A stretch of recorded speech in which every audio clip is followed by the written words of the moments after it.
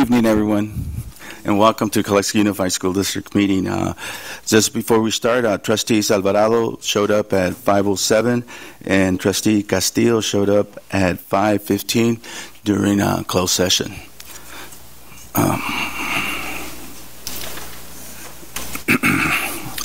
Okay, E, reconvene to open session. And then it's approximately, 7:30? 7:30.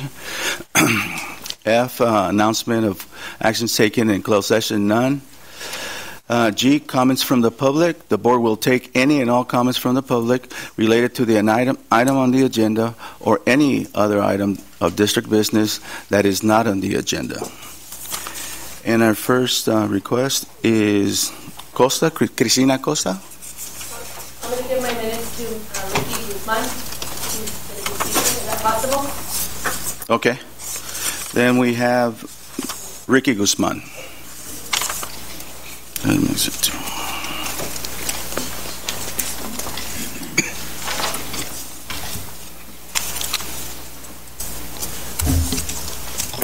All right, good evening. Mike, thanks for being here today. Missed you the other day. Most of the things I'll say will probably be from the perspective from the high school setting. I was here Tuesday with some concerns regarding athletics, some academic. For the last year, I've been in contact with some board members sharing info for the simple fact that the chain of command is not so much been broken from issues that I've had to deal with or my department, but it's failed to exist. Last week I had my first meeting with Mrs. Williams, and I was happy I could go in there without representation. She told me it was a directive that she talked to me, given to her from the district office. But I'm here to inform us as teachers that, these are elected officials here, and, I think we want change in a lot of things that happen from the standpoint athletics, ASB, band issues. But we also want the same for what's going on in our classrooms. And board members, like I said, are elected officials. They can't do their job in the dark. Okay, we need to do anything we can to be in contact with them, because a lot of things that we bring up to our administration goes to deaf ears. And there's been many times when I've had to call Mr. Taylor in to help me deal with situations, and it's far too many times. I stand here as a voice. I'm over the fear of retaliation. They tried to transfer me out, tried to transfer all my colleagues out, using some administrative term to move us from one side to another. Just like the pool policy here, our pools, we've got some issues, and it's kind of like the people that make decisions here, it's almost like their policy is ready, shoot, aim, okay, and how they deal with things.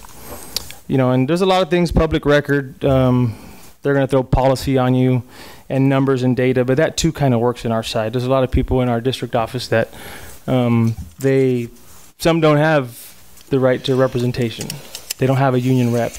Some of them can be put back in the classroom, but our superintendent can be given an early vacation on the terms of her contract, which is public as well. But in order for all that to happen, we like to talk amongst ourselves, but we need probable cause. And we're obviously here because our job matters, meaning our students matter. So we are that probable cause. Now, those people who are scared, I get a lot of people who come and talk to me about different things, and I go directly to board members to try to deal with it, because like I said, I've tried to go through my administration. And they've been able to get in contact with people who are actual resources. So I ask you guys, if you guys have friends, parents, co-workers who are uncomfortable, you can see me about it. I'm okay helping you guys out, because at the end of the day, we're trying to do what's best for our students.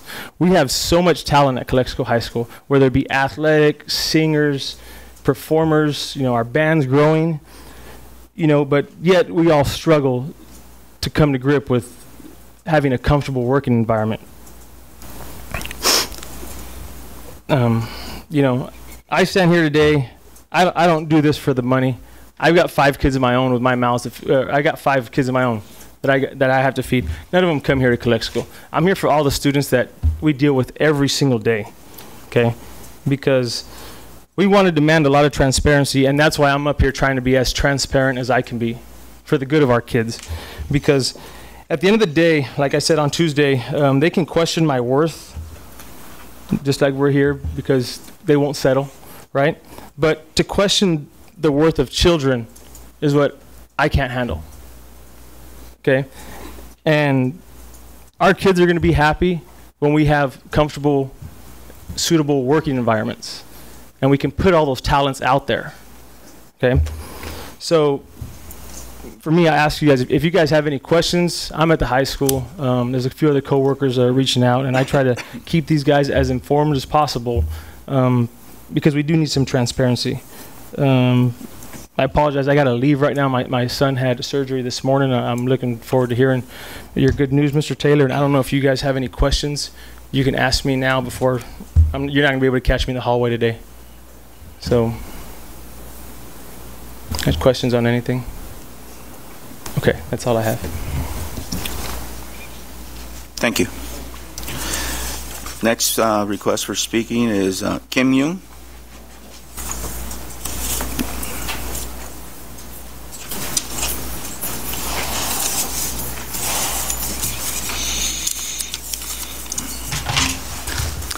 Good evening, gentlemen, and ladies and gentlemen, and the board members. And the reason I came here, I have one thing when I have a store in the downtowns, and some kids complaining he cannot learn because he had some problem with moving to school.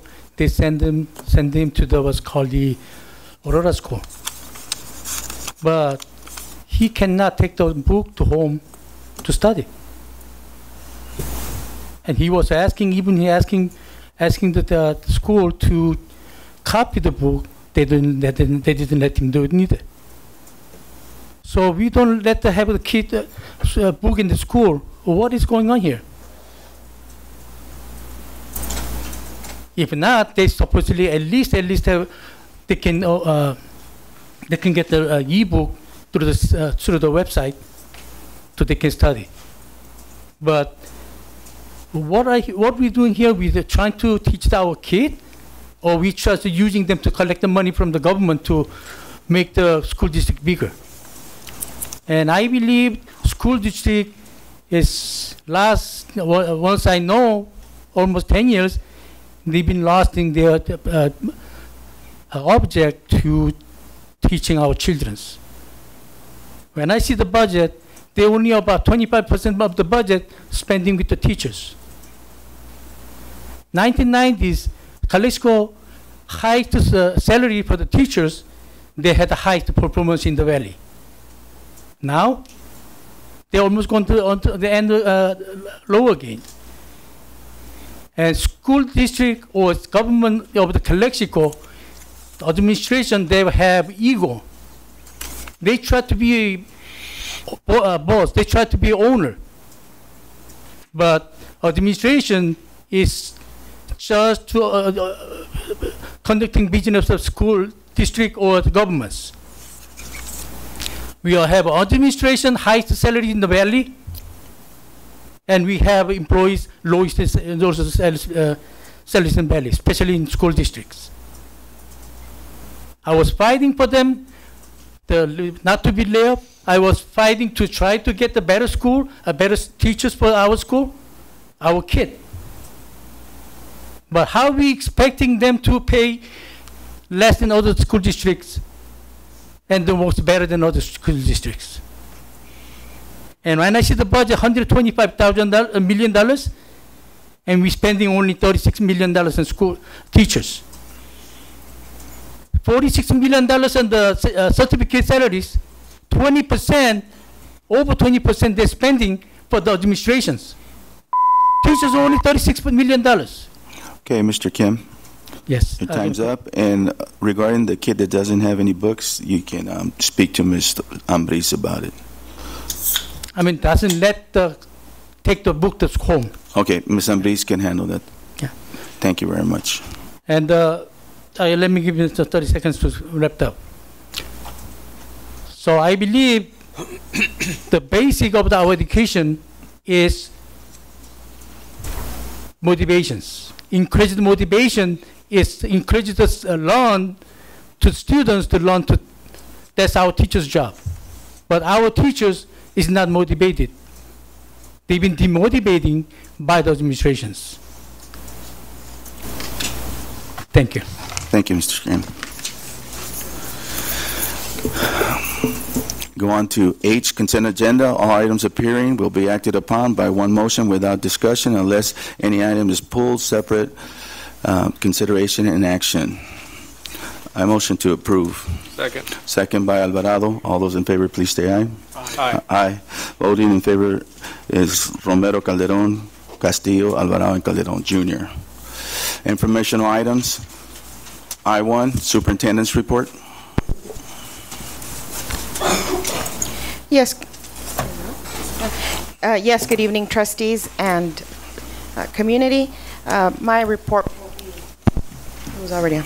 My report will be very brief. Just to report that our enrollment is a little lower than it was last year. It's about 50, 60 kids lower than it was last year. However, from week 1 to week 4, our enrollment has increased by 105 students. So we are looking at a slow increase, but it is increasing, so that's a positive thing.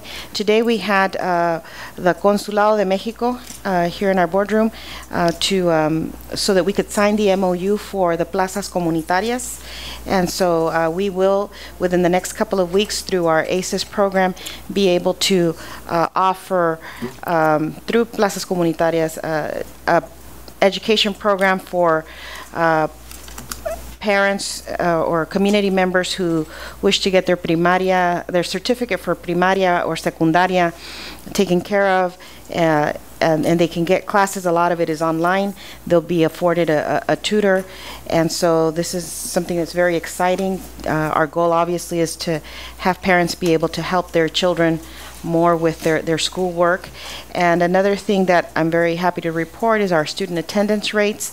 As you know, September is the attendance month, and our student attendance rates at most of our schools have been very solid. After the first week of after the third week of school, most of our schools were had about 95 to 96% attendance, and of course our goal is to hit 96% or above. There's actually a couple of our schools, I want to say it's Blanche Charles and Enrique Camarena, that are knocking at the door of almost 97%. So it's really, really exciting. And I know that our teachers and our administrators at our sites are doing a lot of activities to keep our kids motivated to come to school on a daily basis. And thank you to our elementary and junior high schools for hosting their back to school nights already. And next week we have our secondary back to school nights, so we should be wrapping up the month pretty quickly. Thank you. Thank you, Ms. Ambriz. Measure V update. I believe there's an item on our agenda for Measure V, so we'll just go ahead and save that for that moment so that we don't have to repeat it. All right, that was I2. I3, Correct. association comments. ACT?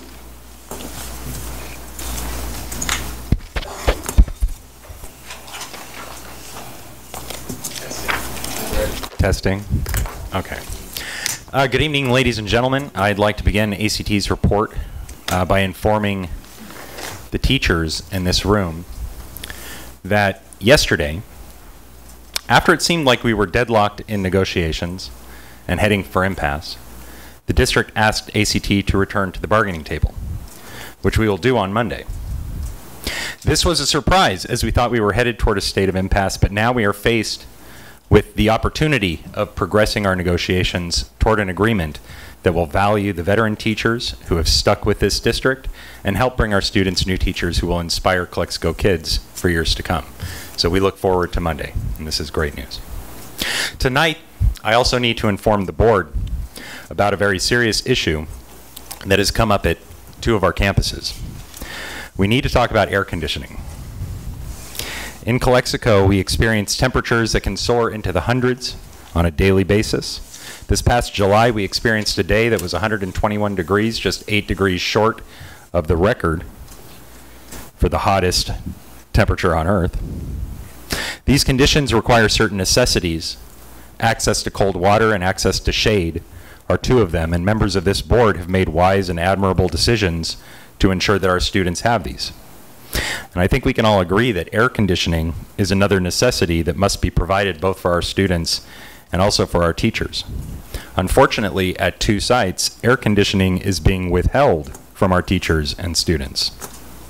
Classrooms at Dual and the CHS 9th grade campus have been outfitted with sensors and thermostats that are controlled by people who are not in the classrooms themselves. These thermostats are kept at 76 to 78 degrees from 8 to 3:10, unless you have your door open for more than 2 minutes, at which point the thermostat shuts off or it kicks the temperature up to 90 degrees. This is a problem on many levels. First, when a teacher enters their class in the morning, the room is humid and hot as the temperature has been 90 degrees for about 15 hours. It takes about a half an hour of time for the rooms to cool down. Students are in class at this time. Teachers are in class at this time. Second, as teachers let students into the room, the door is open, which causes a sensor to shut off the AC. The room heats up again, and it takes another 15 to 20 minutes to cool down. Third, 76 degrees on the thermostat is not really 76 degrees in a room with 34 to 39 students who have just come in from lunch. It's not really 76 degrees when you teach in a trailer that faces the afternoon sun. It's not really 76 degrees when, as stated before, the room is cooling down from 90 degrees. On a personal level, as students walked into my class the other day, they brought me this. They said it fell off of the door frame. This is one of the sensors that helps regulate the thermostat. The way it was installed is if the door opens past a certain point, the arm on the door hydraulic knocks it off of my door frame. I can only imagine what will happen if I have one of these sensor-controlled thermostats installed in my room. But I'm not yet experiencing this issue personally, so I have some quotes from teachers who are experiencing the issue that I would like to share with you. So from a teacher at CHS 9, he said, students complain about the excess of heat all day, but periods 5 and 6 are the worst ones. Students get to class sweaty from lunch, and it takes a long time for the room to cool down due to body heat and the time of day. It's hard for them to concentrate when they're preoccupied with heat. From a teacher at Dual, she said, my thermostat was locked at 2 p.m. at 76 degrees, and I still needed to teach for 35 minutes. I had to leave my classroom and take my students to another class. It was unbearable. I'm concerned for my students, especially for my student who has diabetes. One of the symptoms of diabetes is heat intolerance.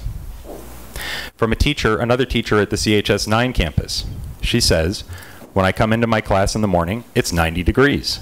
I turn the AC down as far as it will go, but when my students come in, it shuts down and takes 20 minutes more to cool down. This lasts an hour before it shuts down again during the passing period. Instructional minutes are lost, and time is wasted by students consistently complaining, rightfully so, and me having to walk to the other end of the room to reset the temperature over and over again. This takes away from the classroom environment and educational time, and it puts everyone in a bad mood. On an even more serious note, we've had one teacher from CHS 9 faint in her classroom from heat stroke as medically confirmed by her doctor, as this comes as a result of the AC control issue. We have had several other teachers out sick due to heat-related factors. We have students that are uncomfortable throughout the day, and we have students who have illnesses that make them sensitive to heat. We have a quality of life and working conditions that is not safe for our kids or our educators in these classrooms. I've heard that this is all due to the district trying to get a grant to get more AC units from a proposition. I think that the quality of education and working conditions should be worth more than this.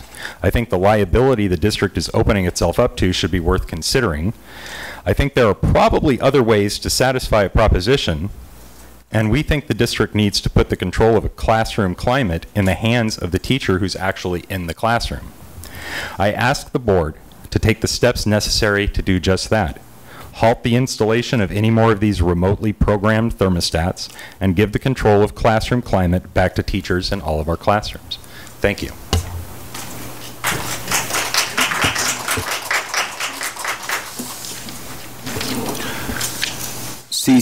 CSCA?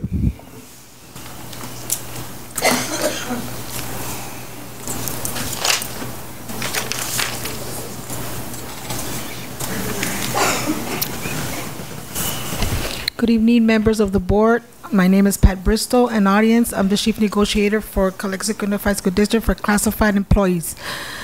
The reason that I'm up here on behalf of all my staff and the classified is that tomorrow we're going to negotiations to finally, after 4 times that we met. I'm here because we work with Mr. Gonzalez and Mrs. Miranda, and we have an attorney, Mr. Olguin, I believe so. And the reason why I'm here is because I wanted to let the board know that we've met 4 times and we've interchanged our contract, our sunshine. I mean, what we want to go to the table, but we've never really sat down to talk about numbers. The district hasn't given us what they want to negotiate, and we already sunshine our contract with them. Also, we have cleaned the contract. It was outdated, and we've met to do that with the attorney. The reason that I'm here is because it's already been 1.5 years that we are going back and forth. We're already going on 2 years, and we would like to know if we are going to settle something to start talking about negotiating and closing the negotiations. That's why I'm here. So I just want to support also ACT. I heard good news that you guys are going back on Monday, but we will be in negotiations tomorrow. So members of the board, I just wanted to make you aware that we're ready to go to the table. We've been ready for 6 months, so we just want to close it out. Thank you very much. Thank you. I-4, Proposition 58, presentation.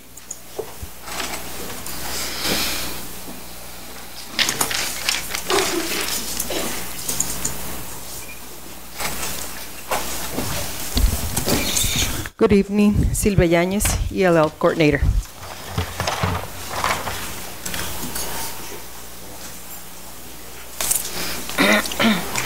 Okay, Proposition 58. What is Proposition 58? It's designing and improving language programs for California. Also, it's known as California EDGE, which stands for California Education for a Global Economy. And the purpose is to ensure that all students get the highest quality education, the master of English language, and access to high quality, as well as innovative and research-based programs. Proposition 58 was passed, if you remember, back in, it went to voters on November 2016, and it went into effect on July 1st, 2017. And what pretty much states is that parents have the right to request a biliterate program. And for us as districts, it would trigger the implementation and exploration of a bilingual program, dual immersion, if we get 20 students in one grade level or 30 students at one school site. It doesn't say necessarily that, let's say that we get them right now and that we have to provide it right now, but definitely what it states is that we need to explore that idea.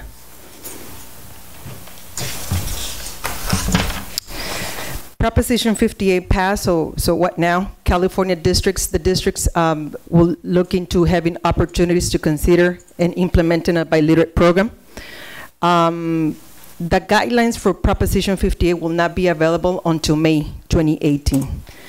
So it's really hard to define a program when the state has not approved the guidelines. But for right now, what the state requires is that we start having conversations with stakeholders, community members, during board meetings or LCAP meetings or community meetings that we hold.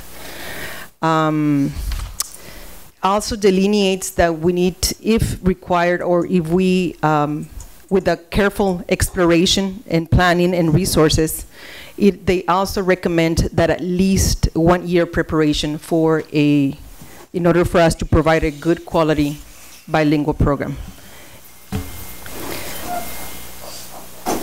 So what changed now that Proposition 58 is in place? Well, the kids are still required to be proficient in English, so that's no change. However, now let's say we have bilingual programs, transitional or newcomers or alternative programs that we have here in our district.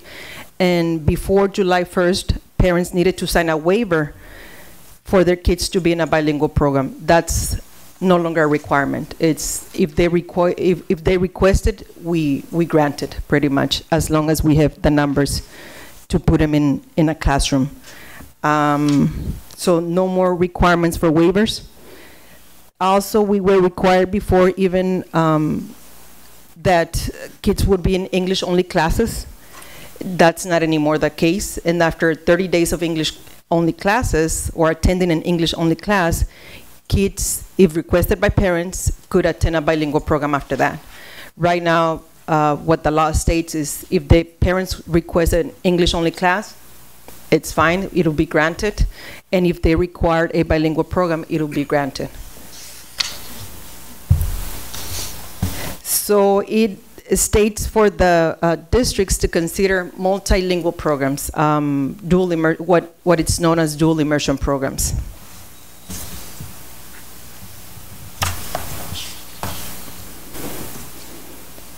Other changes has been that we need to provide flexibility and look into, like I mentioned before, attaining or providing multilingual programs based on the community, if the community, the parents requested.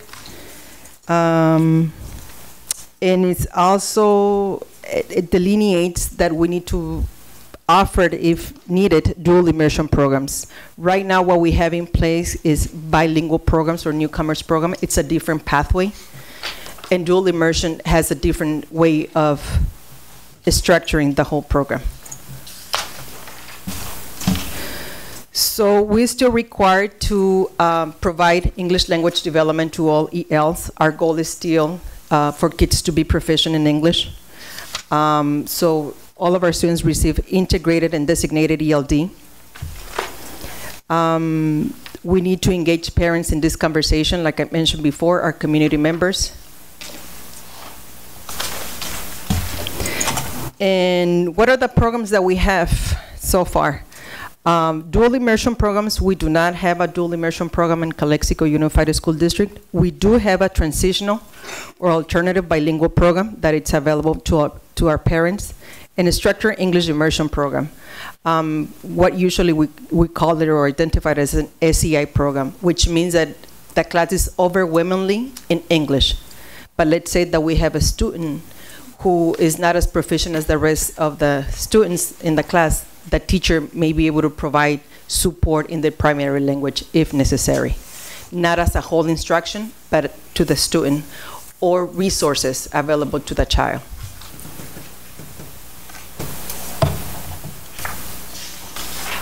And this is a description of our SEI program. Our goal, yes, it is for our kids to be reasonable fluent, receive instruction through English. While they're acquiring the language, the whole instruction is in English. The curriculum and presentation and designation of the class is totally in English. But like I said, we still can provide certain supports to the student. The mainstream program that we have in place, it's also, we called it English only class.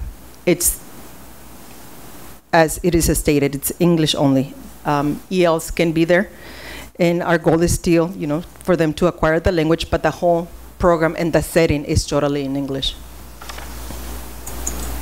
The alternative of bilingual program that we have, it's our goal is for the kids to be proficient, but when they start the program, it is mainly in Spanish, and then they have their ELD class, and little by trimester, some of the core subject areas switch into English.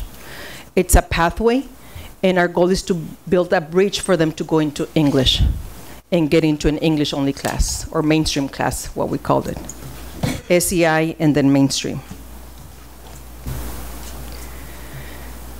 Can we implement 2 bilingual immersion programs for a school? The ideal ratio, what the state recommends, is that we have a population of 50% English-only students and 50% ELs. So that's why they're recommending the districts to be careful when they designed a dual immersion program or multilingual program. So that's the recommendation, or at least they should be above 33% of one of the two populations in order for the program to be successful. In the state, we have two models, the 90-10 model and the 50-50 model. The 90-10 model means that the core subject areas, 90% of them are taught in one language and then 10% in another one. And then the 10% keeps increasing every year to the point where in fourth grade it's 50-50. 50% of the core subject areas, which could be, let's say, science, social studies, and math in Spanish, and then the other areas, English language arts, or science in English. So it should be 50 and 50, and it should be totally taught like that. And the 50% model, it's when they start the 50-50, but right since kinder. The 90-10 model, they started since kinder, but it keeps increasing the other language by grade level. And on the 50-50, it's automatically, since the first year, it's 50% of the subject areas in one language taught, and then in another language taught the other 50% of the core subject areas.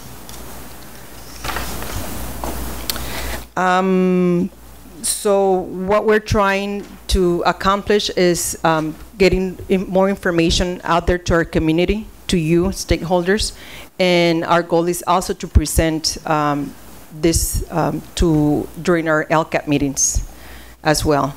It is recommended by the state that we make it available and in a way that parents know about it, about their right to request it.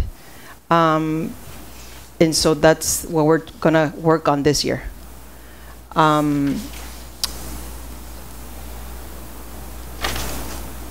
Can English-only students be and ELs students participate in a multilingual program? Yes, definitely. Definitely, but like they said, we gotta look into the student population that we have in order for the program to be successful. What is a dual immersion program or two-way immersion program? It provides integrated language and academic instruction for native speakers of English only and native speakers of another language. That would be what we usually identify as English learners. The goal is for the students to be proficient in both languages, not bilingual, but biliterate and proficient at the same level. We have a transitional program here in Calexico, and the transitional program is a 2-year or 3-year, where they're in a bilingual program, and then after that they go into an SEI program where it's overwhelmingly in English. So it's just for them to go to build that bridge to acquire the language to go to the mainstream class.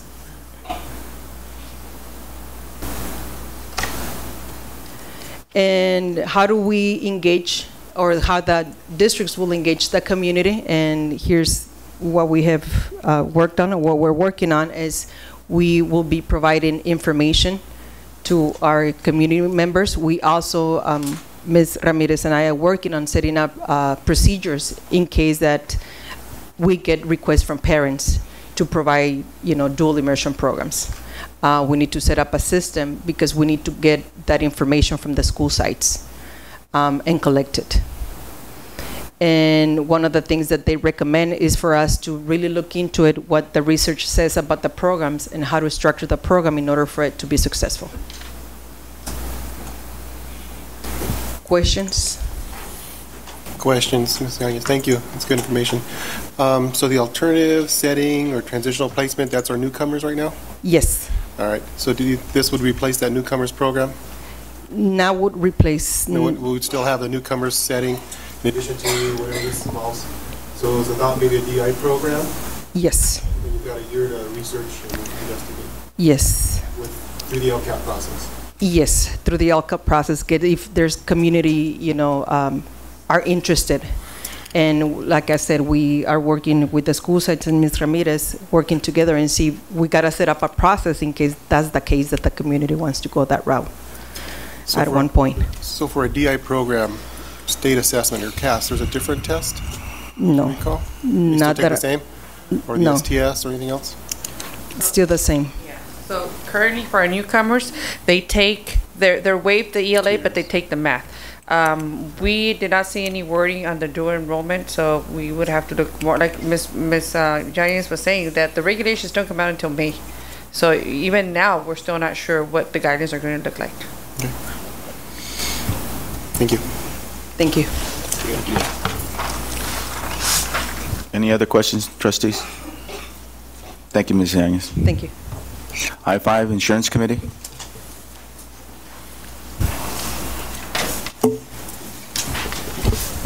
Good evening, trustees. I have nothing to report other than we do look forward to meeting with ACT and CSEA.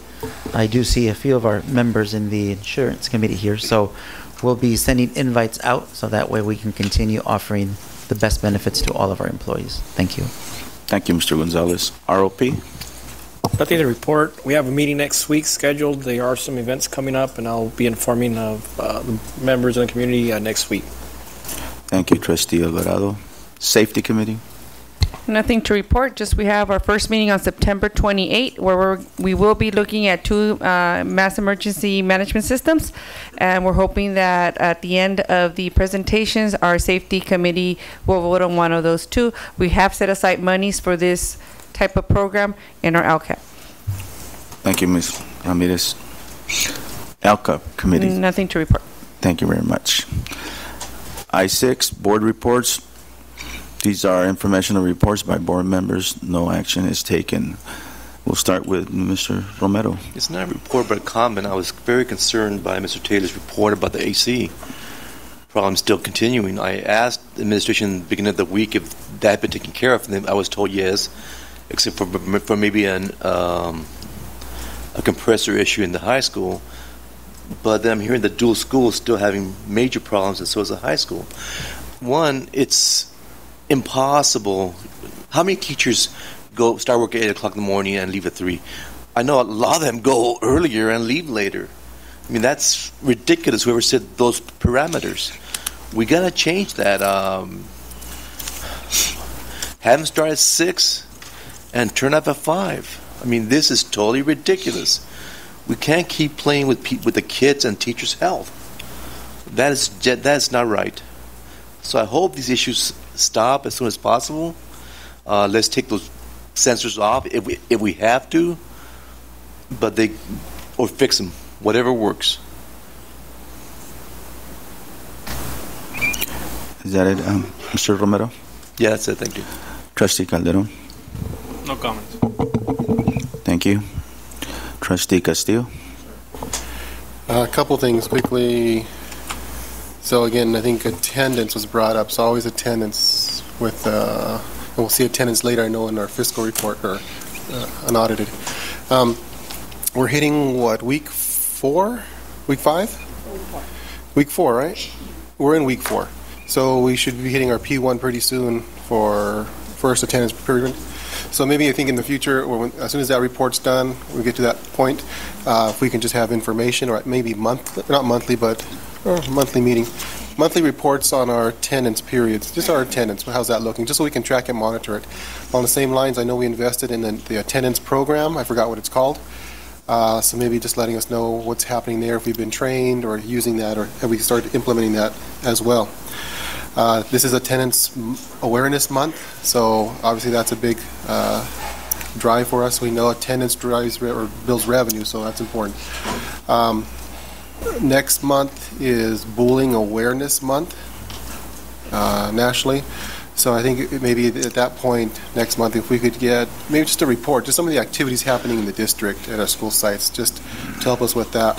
I know we have our admin regulations board policies, and that addresses it. It's been updated, so that is included. So I was pleased to see that it was in there.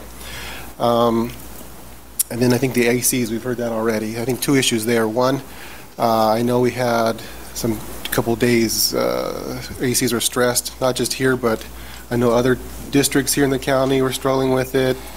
Even the coast and Bay Area was struggling. So I know information, we've got hundreds of ACs here, and we had a handful that were struggling or dying, aside from the sensor issue. And I just want to recognize and thank, I think, some of the people that were staying late. Their names escape me. I know we had technicians here late till 6, 7, 8 o'clock at night, going above and beyond, so we want to recognize them. Jeremy, I think your staff were helping for that. That does help. So, you know, sometimes it's the unsung heroes we don't praise enough for their work. They're classified folks. The second one is, of course, the sensors, and we've heard that, and we've heard, you know, that shared with us. So that seems to be a continuing issue that needs to be addressed. Maybe it's a setting of the time, the ACs, the setting of the temperature. I don't know, but I think you've heard, or we've heard, that that is an issue that needs to be addressed immediately, quickly. So whatever it takes, let's just do it. I know you know, the classroom is a very crucial setting.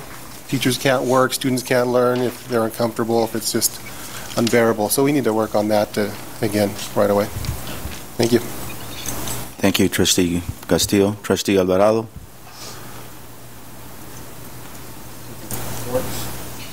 It's blinking. Here. All right. I had to leave a little early last board meeting, so I just want to say welcome back to teachers, administrators, everybody. I didn't have a chance to do that last board meeting because I had to step out a little bit early.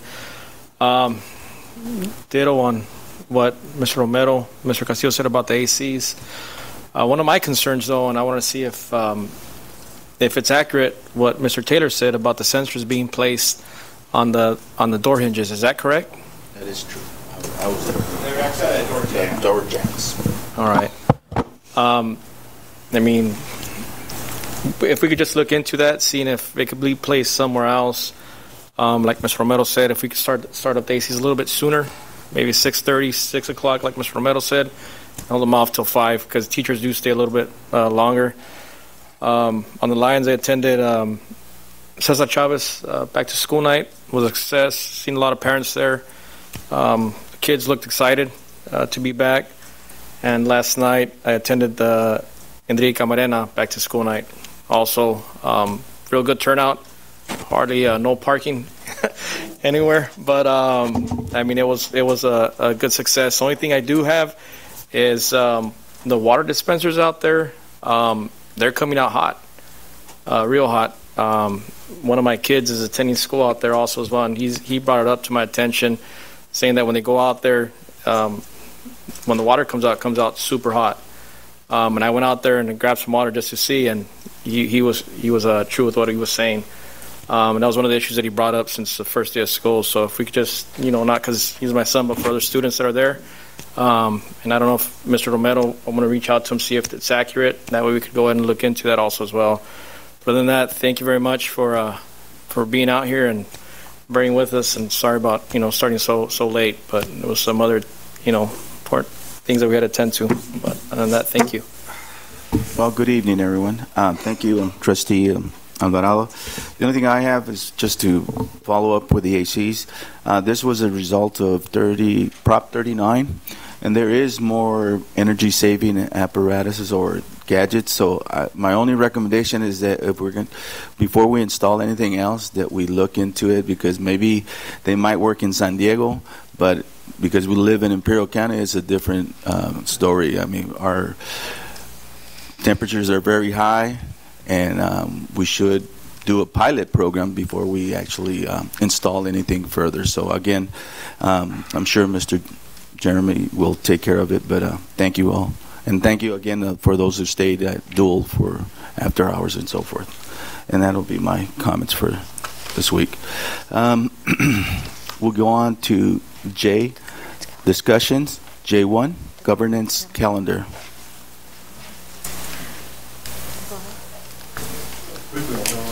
So regarding this item, governance calendar, I know it's come up in a couple meetings. We've talked about it, something I think we've desired to have.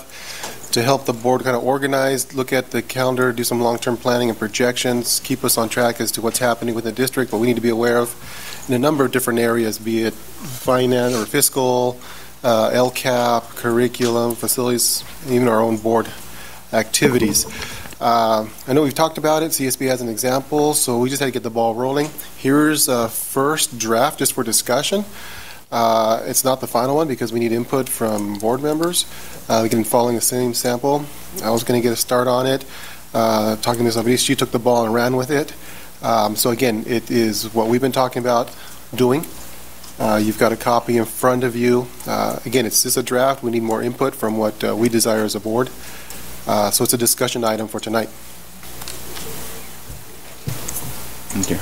Just for the record, this has come up before, and since I've been here, and CSBA actually has this calendar. It tells you everything, and it's a good material because it keeps you at whatever's going on and so forth. Even, I mean, we're talking trainings and so forth, so it's good.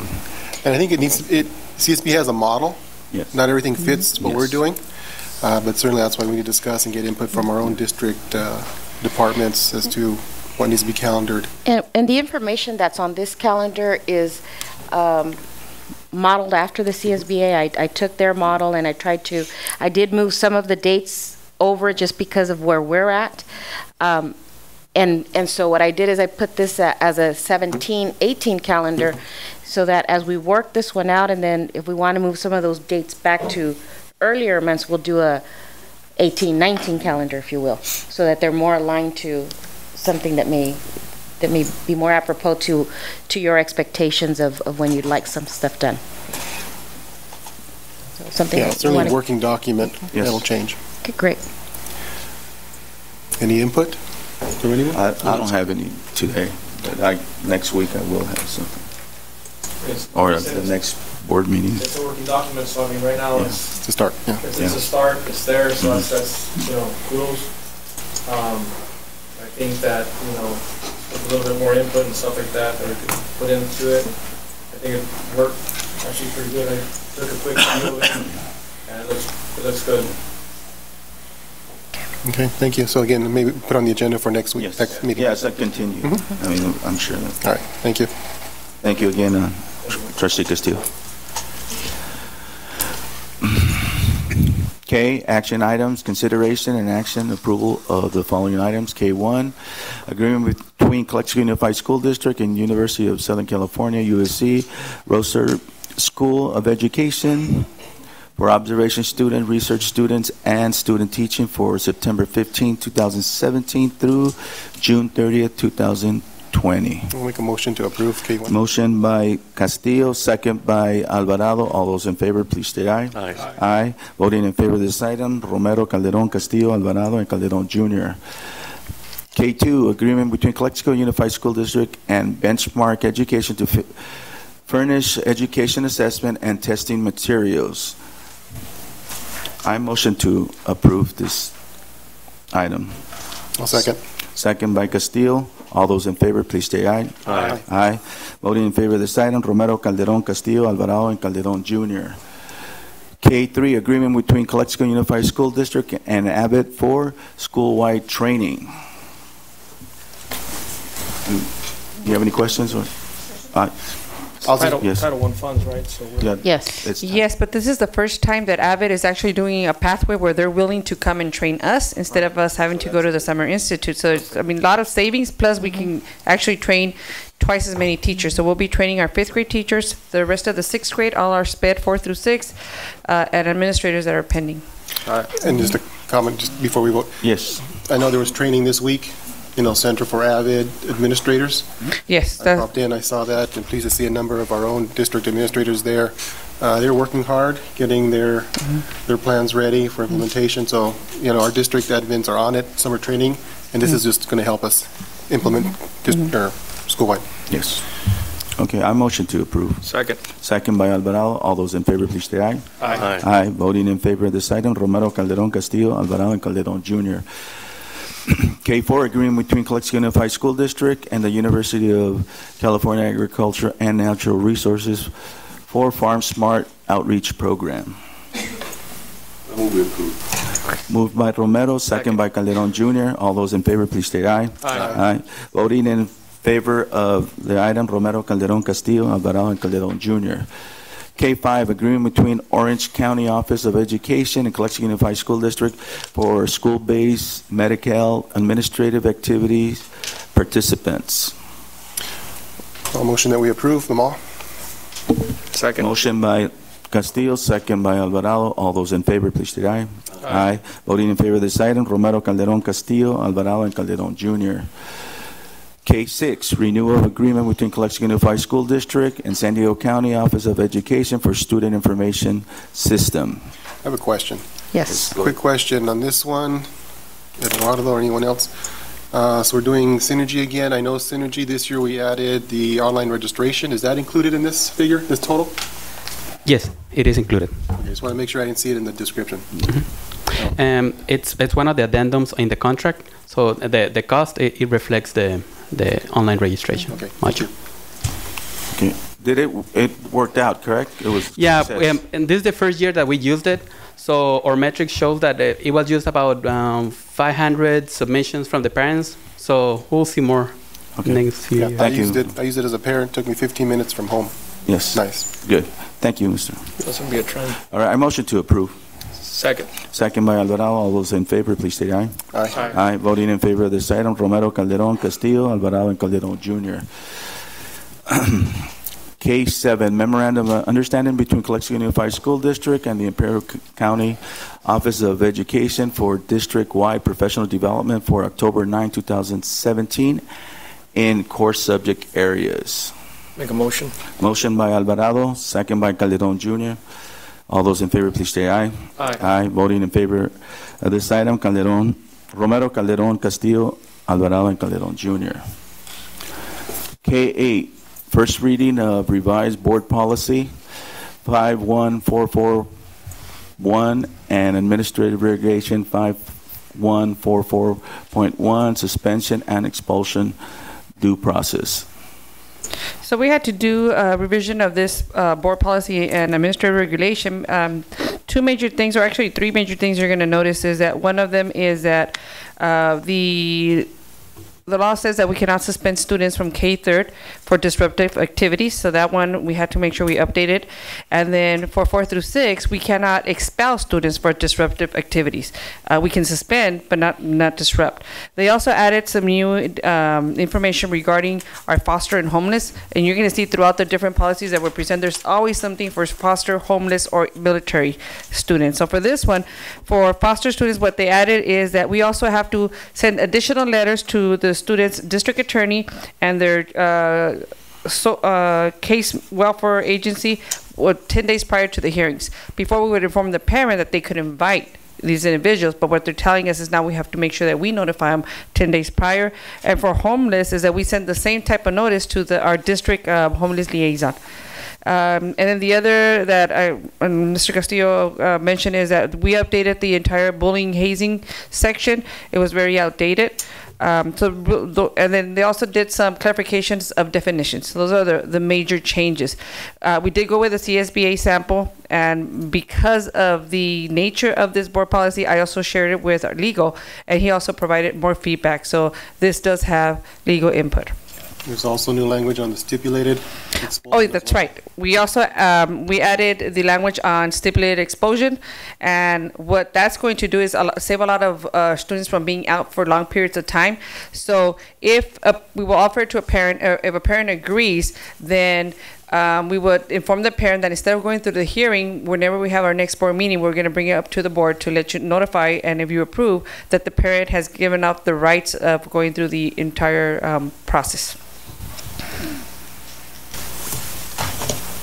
Any other question? No, it's good. Motion to approve. Second. Second by Castillo. All those in favor, please say aye. Aye. Aye. Voting in favor of this item, Romero, Calderon, Castillo, Alvarado, and Calderon Jr. K9, second reading of revised board policy 6146.1, high school graduation requirements. And that one, just to remind you, that's the one where we changed and we require less elective credits for our adult students, adult education. Any questions? Moved by Romero, second by Calderon Jr. All those in favor, please state aye. Aye. Voting in favor of this item, Romero, Calderon, Castillo, Alvarado, and Calderon Jr. K10, approval of new AG course proposal, extended day forensic science course offered for migrant students for the 2017-2018 school year. Moved by Romero, second by Alvarado. All those in favor, please say aye. Aye. Voting in favor of this item, Romero, Calderon, Castillo, Alvarado, and Calderon Jr. K11, account payable list and addendum. Do we have any questions, trustees?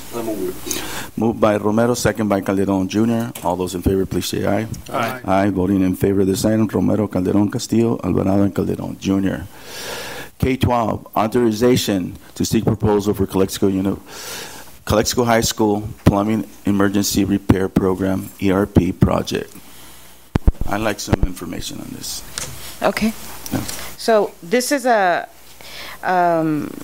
we received additional ERP dollars. We received about $580,579 to be used specifically on plumbing at Calexico High School. And so what we're requesting through this item is for the board to authorize us to seek proposals on that work. What we'd like to see is there's the two front restrooms where the counseling office is at. Those are our brick and mortar buildings, and so our permanent buildings on the campus, those restrooms need a lot of attention. We'd like to upgrade the facility itself, all of the plumbing that goes with it, and I'm not sure if you need anything more other than that for that, but Maya or Jeremy can provide more information. Well, okay. It's being coordinated with the rest of the Measure V, correct? I mean, we're not going to double lap our work here. When we replace That's going to stay there. No? That's going to stay there. It's one of the permanent buildings. Yeah, it's the restrooms that if you... Yeah, the older buildings? Yeah, the older brick and mortar, something that's not going to get touched by Measure V funds, so... Okay. So we're going to go out for bids, right? I just make a recommendation if we could at least get 3 back, minimum of 3. Yeah, when we go out to bid like that, typically we have more, like 3 or 4 companies show up, but we can't guarantee they'll drop off a bid. Right. So Well, Just as a prime example, we had a bid close today where we only had one person participate or come in and submit for the bid. So we advertise it. We go through all the necessary steps to advertise it, and it's just we're kind of at the pleasure of the or the mercy of the construction person or whomever to submit a bid. So Well, the only reason why I'm saying that is because if you get more than one bid, if one person just places a bid, doesn't make sense. But if you at least you reach out to them, reach out to different companies and say, you know what, we're opening this up, that, makes other companies understand that there's going to be other people placing bids, and that way it could lower costs also as well. Because if we just have one, it's not going to lower any costs. But that's exactly what we did with the Cesar Chavez ADA compliance redo. All right. Is we had 4 companies show up, and today was the bid opening. There was only 1 bid that was submitted. What do you use to advertise? Pat Rivas, we go on we advertise in the paper, which is the legal requirement. Which paper, and though? then we invite our vendors that are approved vendors of the district. Is it the Calexico Chronicle or the Ivy Press? I believe it's Ivy Press. Ivy Press? Yeah. On this, so we're talking about 2 bathrooms? Is that the a plan? male and a female. Male, female, talking about a total re-gut and plumbing? Hopefully, main sewer? It's $580,000. Funding permitted, Yeah. just to see what, Okay. A total gut, and hopefully bring it up to 88 standards. That's our goal. I'll second. Moved by Romero, second by Alvarado. All those in favor, please say aye. Aye. Aye. Voting in favor of this item, Romero, Calderon, Castillo, Alvarado, and Calderon Jr. K13, Measure V, Calexico High School, new classroom building location plan. So, as you know, this has continued to be a topic on our agendas, and we've had our Facilities Committee meeting. And at that last meeting for the Facilities Committee, the options were presented. There was an option A, B, and C, or 1, 2, and 3. And the majority of the people in attendance opted for option A, which would have 2 classroom buildings at the front of the school and 2 classroom buildings at the rear of the school. And I know that trustee president asked for some additional renderings, et cetera, to show to the community tonight. So do we have it? Yes. Yeah. So Mr. Sanders will do that.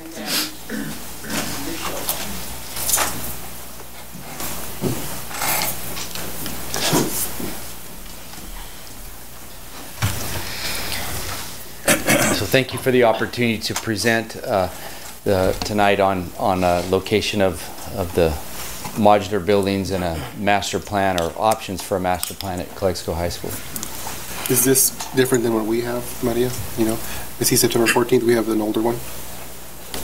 Is there a different one? Yeah. So the options A, B, and C are exactly the same. What we've done is we've added some. A video and a rendering of the or a possible rendering of the admin building, so you can see what that would look like modernized. Yeah. So we presented to the committee, and so we'll go over the same presentation that we made to the Measure V committee. So for purposes of our presentation, just for reference, we have a site plan of the existing campus. So, and identifying all of the relocatables there on campus. So we can refer to that if there's any questions about the existing campus. So design A, again, we're going to present option A, B, and C tonight. And as per our previous presentation, we talked about providing modular classroom buildings at the high school, and so the board requested that we provide some options on where those buildings could go. So option A, design schematic A, has a 12 classroom building located on the north side of the campus and a 16 classroom building located at the current student parking lot.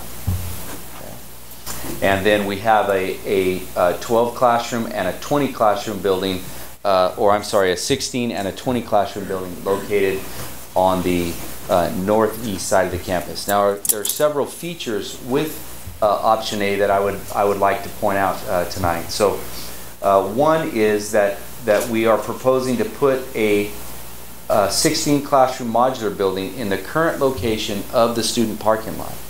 Now, the student parking lot right now goes to about this line right here. So by installing a relocatable building in this location, no-name field actually becomes larger. Okay? We are proposing to relocate the student parking lot to the current football field parking lot. Okay? And we would actually have an increase in the number of student parking. In addition, we're proposing that this area in the front of the school, which is currently a circle drive, that we provide additional parking and a bus or / vehicular drop-off there at the front of the school. So that project would include a new parking lot, new landscaping, and new lighting as part of the modular building project. We also, one of the concerns was about emergency vehicular access to the campus, and so we've addressed that with this schematic A. We have emergency access off of the east side of the faculty parking lot, and it wraps around and it comes out through the maintenance and warehouse facilities on Andrade. Okay? Part of this plan includes a new practice area in this field area here. So if we go back to the existing site plan, there are several very old relocatable type buildings in this area. We're proposing to remove those, and with the removal of those buildings, we actually get some more space in maintenance and operations, and it allows us to have that drive-through for emergency vehicular access. But it also allows us to provide a lay-down yard in this area here for maintenance and operations, and then actually in this area here, and then we're able to move the existing ag corral. This is the building here, and then the existing ag corral would move to this location. So what that does is that opens up this area here for an additional practice / physical education field.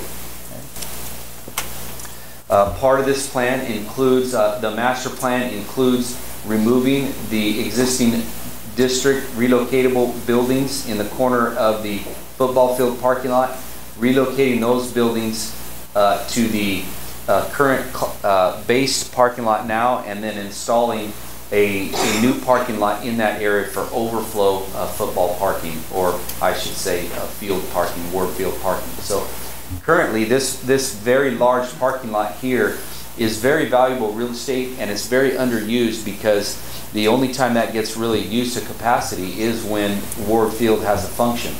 And so we thought it was a very good plan to be able to use that for daily student parking, use up some valuable real estate here in the front of the campus, and then that way this parking lot of course doubles as the parking lot for Ward Field, but also for student parking.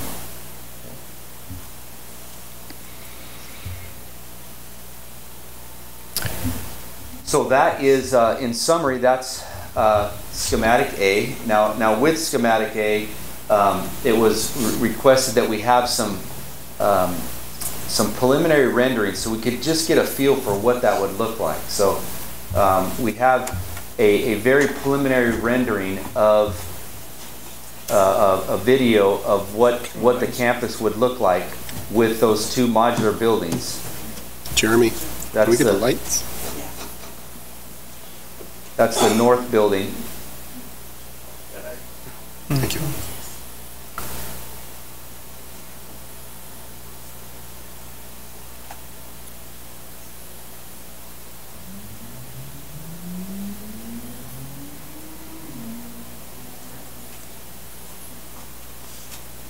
Of course, you can see No Name. You'll get a glimpse of No Name Field there on the south side of that building.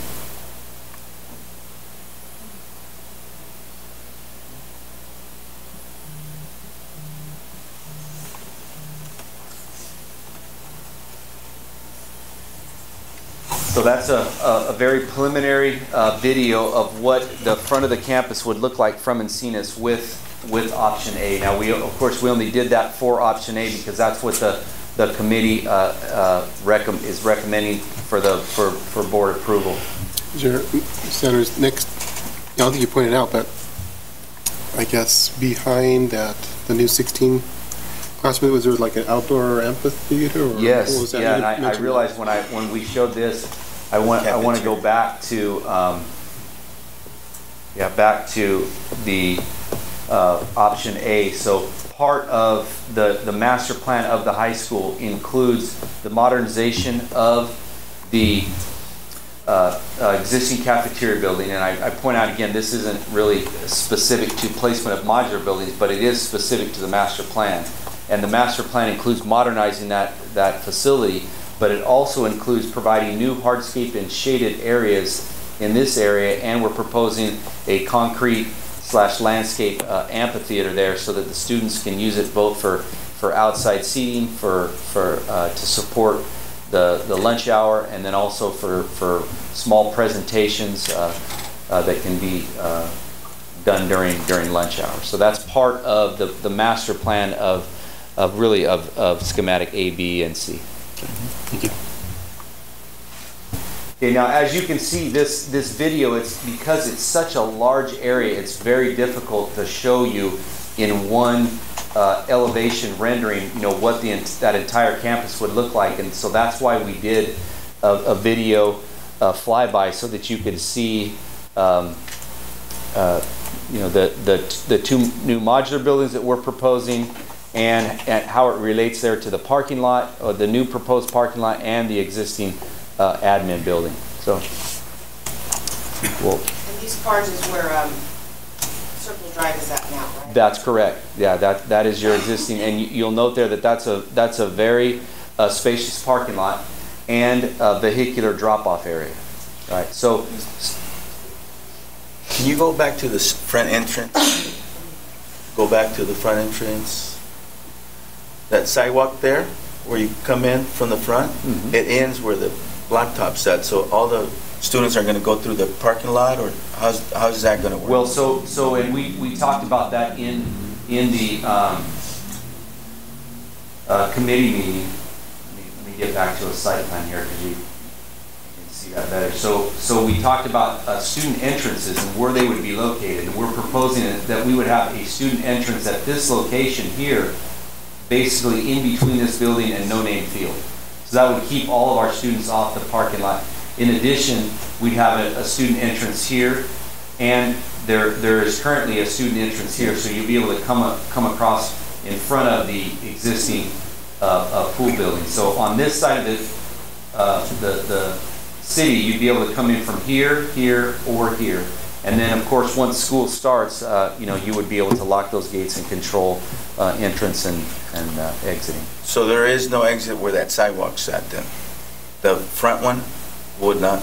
Well, typically, once school starts, you would lock that exit, and you could only use it in the event of an emergency. Okay. Right? But once school starts, you're going to want all of your students to come around and actually come through this front area here to check in, correct? And the only reason I'm asking is because you would have all that traffic going through the cars, right? And that is only they're going to vandalize the cars or right, whatever. I mean, yeah. So. Or a kid getting ran over by a car. Right. So yeah, that's my concern. Right. Yeah, so we can address that by providing a nice student entrance here and bring them into the campus on this side without bringing them into that area. So I'll skip that. So conceptual exterior elevation of the admin building, and so we talked about possibly a facelift, and so we've looked at some of the materials that we can provide on the admin building that would give it a nice fresh look. So here's your existing entrance. Okay, we're proposing to replaster that area. Currently, you have a three-tab asphalt shingle roof. And we're proposing a standing seam metal roof that would match the modular buildings.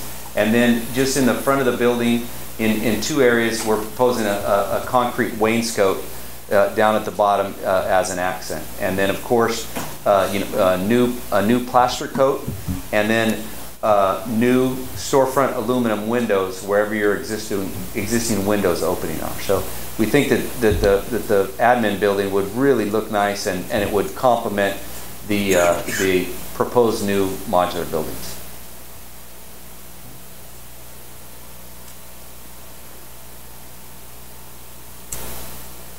So this is the same conceptual floor plan and exterior elevations of a modular building that we had presented to the board and to Measure B committee. There's no changes to that. We just brought that for reference.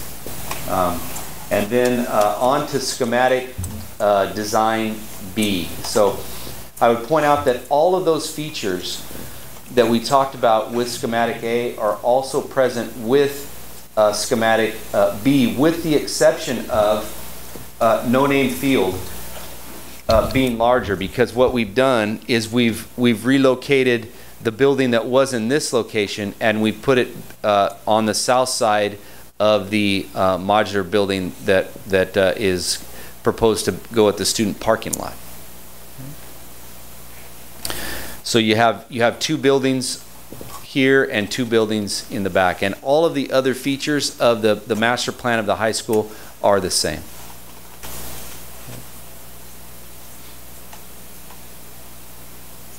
And then design schematic C includes, rather than the two buildings in the back, we relocate one building over there on the north side, similar to A.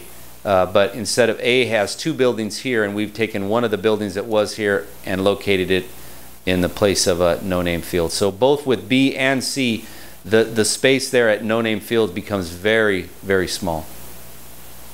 But the one in the back would enlarge. Yes, that is correct. This design schematic C gives you a larger playfield area in the back. Absolutely. And that concludes our presentation. And can you just let them know that you chose the student parking lot because that would have minimal impact on our student teaching, correct? Because we would start it in the start the project at the student parking lot. Yes, thank you. That's a very, very good point. We discussed that with the committee about phasing, right? Yes. And so by constructing the first modular building at the location of the student parking lot, it would allow us to get a building constructed without having to move any relocatables around. And so that's a 16-unit building. And so from there, we could get that one constructed and then move on to phase 2 without having to relocate any relocatable classrooms. Yeah. And of course, that can be done with B and C because with both B and C, they also have a modular building there. So we're seeing that that's really the first project out of the chute is if whatever direction we're given by the board tonight, we're going to need to relocate the student parking lot to the current football field parking lot, and then that will free up the existing student parking lot to allow us to start with a modular building in that location. One question for somebody. Does no-name field, is that used by our football players? Yeah. For practice? Yes, it is. Yes. So it would increase it? By our soccer team, band. So it is used quite a bit. Okay. And it would give the opportunity to our main field to rest. And recover from the wear and tear.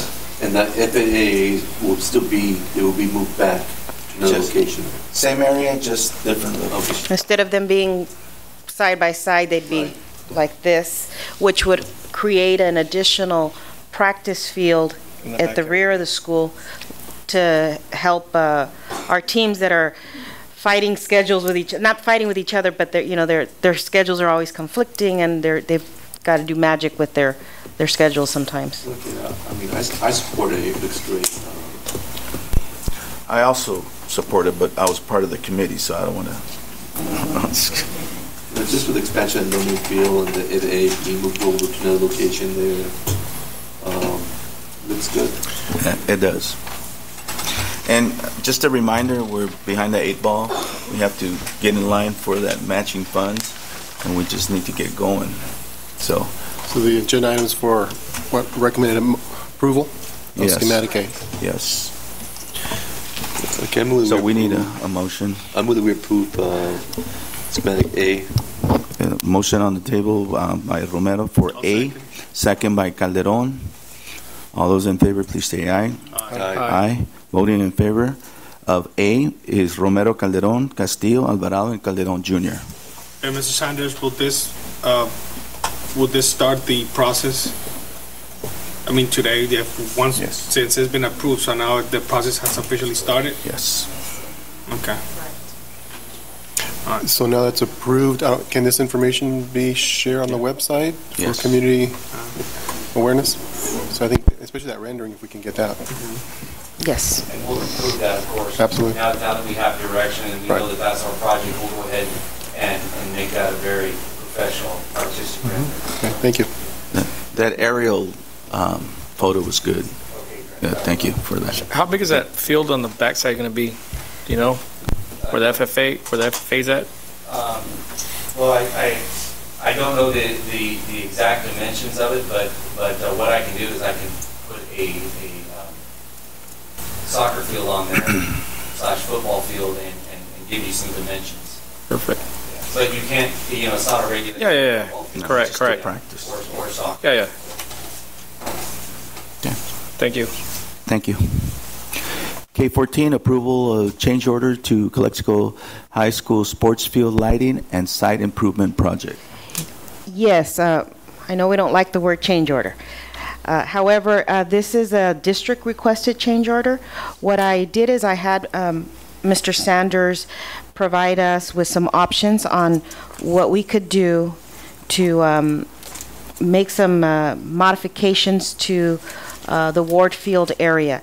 Primarily, my concern was that, especially after the first football game, I don't know how many of you were out there, there was a lot of wear and tear on our track that we're trying obviously to protect.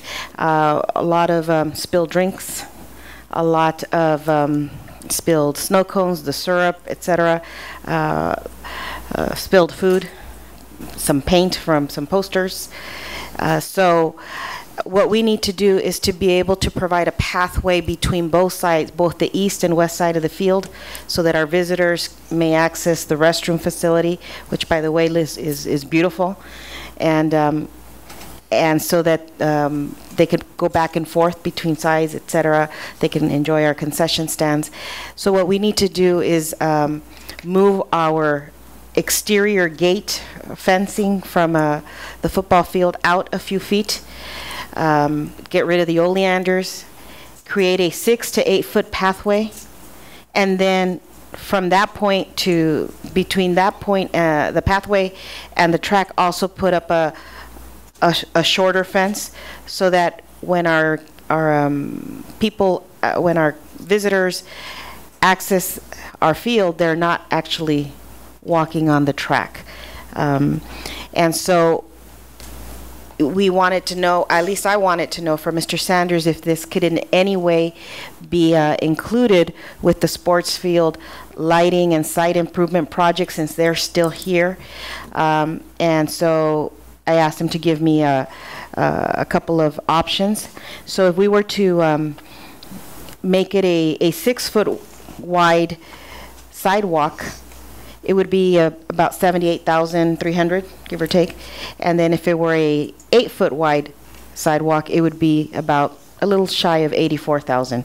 And so that's what I wanted our board to consider. It's a significant investment on that track. And the last week, what we did is we put up some white barricades and only allowed two lanes of the track to be used as a pathway. But of course, the whole thing is to take care of the entire track. So that's why why I asked Mr. Sanders. Yeah. I have a couple of questions. I know that with the restrooms coming in and so forth, we installed chain link fence with privacy. Is that going to be removed? No? We're just going to add on because half of it's done, correct? That's correct. From where the ticket booth is? Yes. We'll angle it out at like 45. And okay. Then continue on. All right. I just didn't want to waste all that money on that fencing that we just invested. No, we don't plan to remove that. Right. And our goal is to also build a ticket booth, obviously, in the near future. Okay. Well, it makes every sense. I mean, I walked the track with Maria, and there was a lot of gum on the track, paint, and from posters and so forth. So we need to protect our investment. I move that we approve option B. Option B? What's it, the 8 inch? Might as well. Well, what? Yes. Okay, Romero. Second by Alvarado. All those in favor, please state aye. Aye. Aye. Voting in favor of this item, Romero, Calderon, Castillo, Alvarado, and Calderon Jr. Thank you. What was the total on that? 83,680. 83,680. Oh, one more thing. Can we get a timeline on this project? Mr. Sanders? Mr. Sanders? Can we get a timeline on this project? Thank you. K15, notice of completion for Calexico High School Barner Gym Modernization Phase 1 project. And so, sorry. Mike? Mr. Romero? Sorry? I moved it. Moved by Romero, second by Calderon Jr. All those in favor, please say aye. Aye. Aye. Voting in favor, Romero, Calderon, Castillo, Alvarado, and Calderon Jr. K16, notice of completion of Calexico High School Varner Gym Modernization Phase 2 project. I motion to approve. Second. Second by Alvarado. All those in favor, please say aye. Aye. Aye, voting in favor. Romero, Calderon, Castillo, Alvarado, and Calderon Jr. K17, awarding the RFP number 2017-30 Security Patrol Services Agreement approval. Before we go on, I'd like to make a couple of comments and before we vote on this.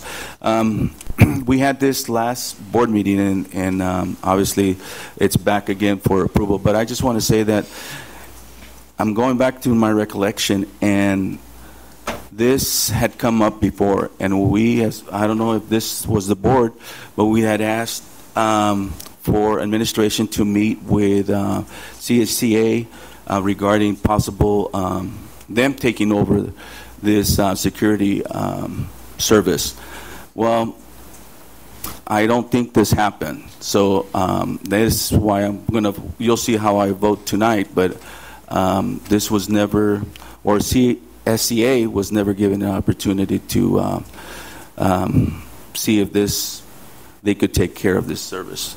Again, just bringing it up for information, and I mean, I missed a couple of board meetings, and I don't know if that information or the numbers were discussed in it. No, but I think when this thing was mentioned last time, I mentioned that we cannot compete with the private sector, with the PERS and the benefits. The private sector does a less expensive job than hiring 4 employees to do that. If you want to see the numbers, then I think we should postpone it. If that would make you feel more comfortable. No, we need to vote. I mean, we'll vote, but I'm just letting. I don't know those numbers were brought. I guess nothing happened.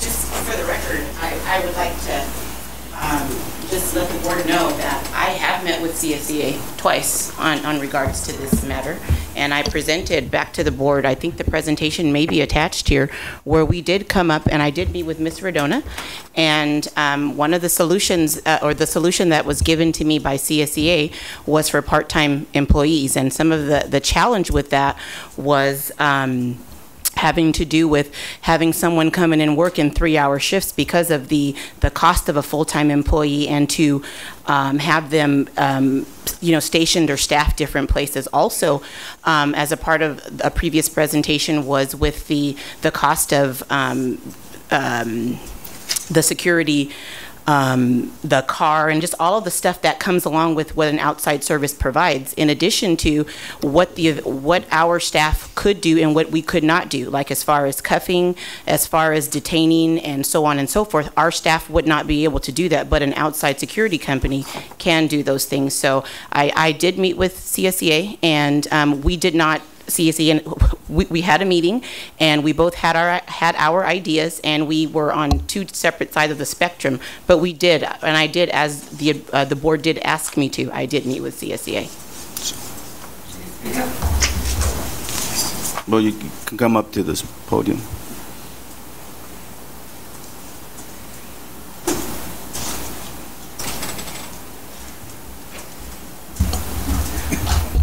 Sonia Redona, CSCA President. Yes, the board asked me to meet with Ms. Randall. When we set up an appointment, I went in there and she said, "Oh, we don't need to talk. This is a negotiable item." We did not get down to how many security guards.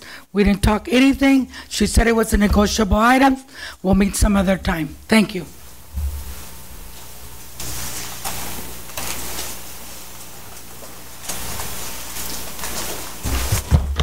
Respectfully, that was not the conversation we had. But again, I'm not here to argue. I just want the board to know that I did follow the directive of the board and met with CSEA, and it's still the recommendation of the district to move forward as presented on the agenda.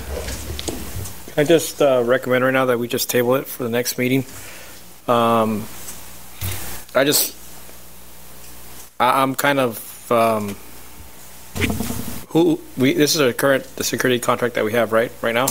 That is the current company. The company we're recommending is. What do they provide, like in the night and stuff? How many patrols do they provide at night? So there are 7. Currently there are 7. But at nighttime. Jeremy would have to be a little bit more. It could be a little more specific then. 7 at night? Yeah.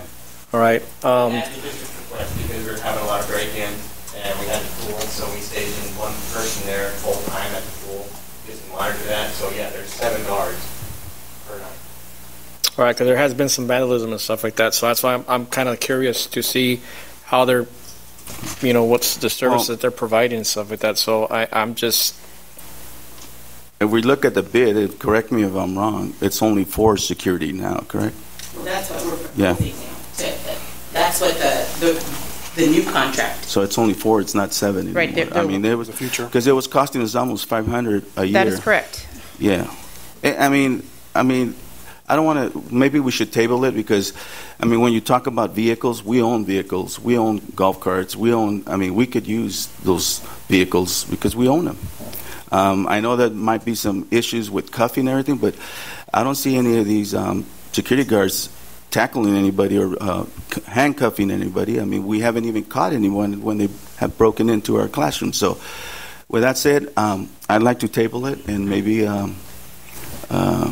we can come up with some figures here. Once again, there's no way we can compete with the private sector. You got the PERS, you get the benefits, then you got workers' comp to top it off. And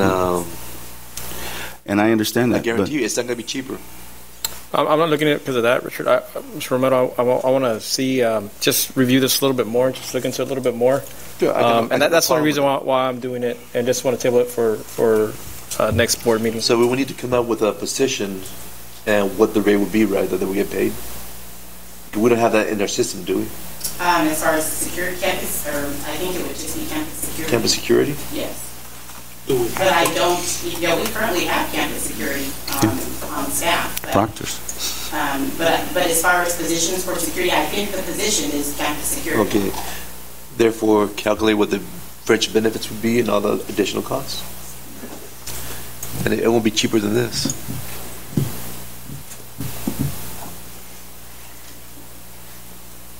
Okay. Because you're paying an hourly rate here, There's a $15.80. Motion. Do we have a motion to table it, or you want to? I'm making a motion to table Motion. it for it. Alvarado is making a motion to table this I'll item. second that. Second by Calderon. All those in favor, please say aye. Aye. Aye. Motion approved to table this item. Voting in favor: Romero, Calderon, Castillo, Alvarado, and Calderon Jr. Yes. To table. K18, fiscal year 2016-17, unaudited actual financial report. Let me ask, at what point do we need to extend the meeting? Pardon? In about 2 minutes. In about now. Let's do it now? Now. Huh? You want to do it? 30 minutes. So motion to extend the meeting, another hour. Motion by Castillo to Second. extend the meeting for another hour. Second by Alvarado. All those in favor, please say aye. Aye. Voting in favor to extend this meeting is Romero, Calderon, Castillo, Alvarado, and Calderon Jr. Not an hour. 2 hours. Yeah. 30 minutes. Go ahead. Oh, no, you're not. I got 40 slides. No. Good evening, trustees. I will try to be as brief as I possibly can. So I'll see, it's 9 o'clock. We'll see. Okay.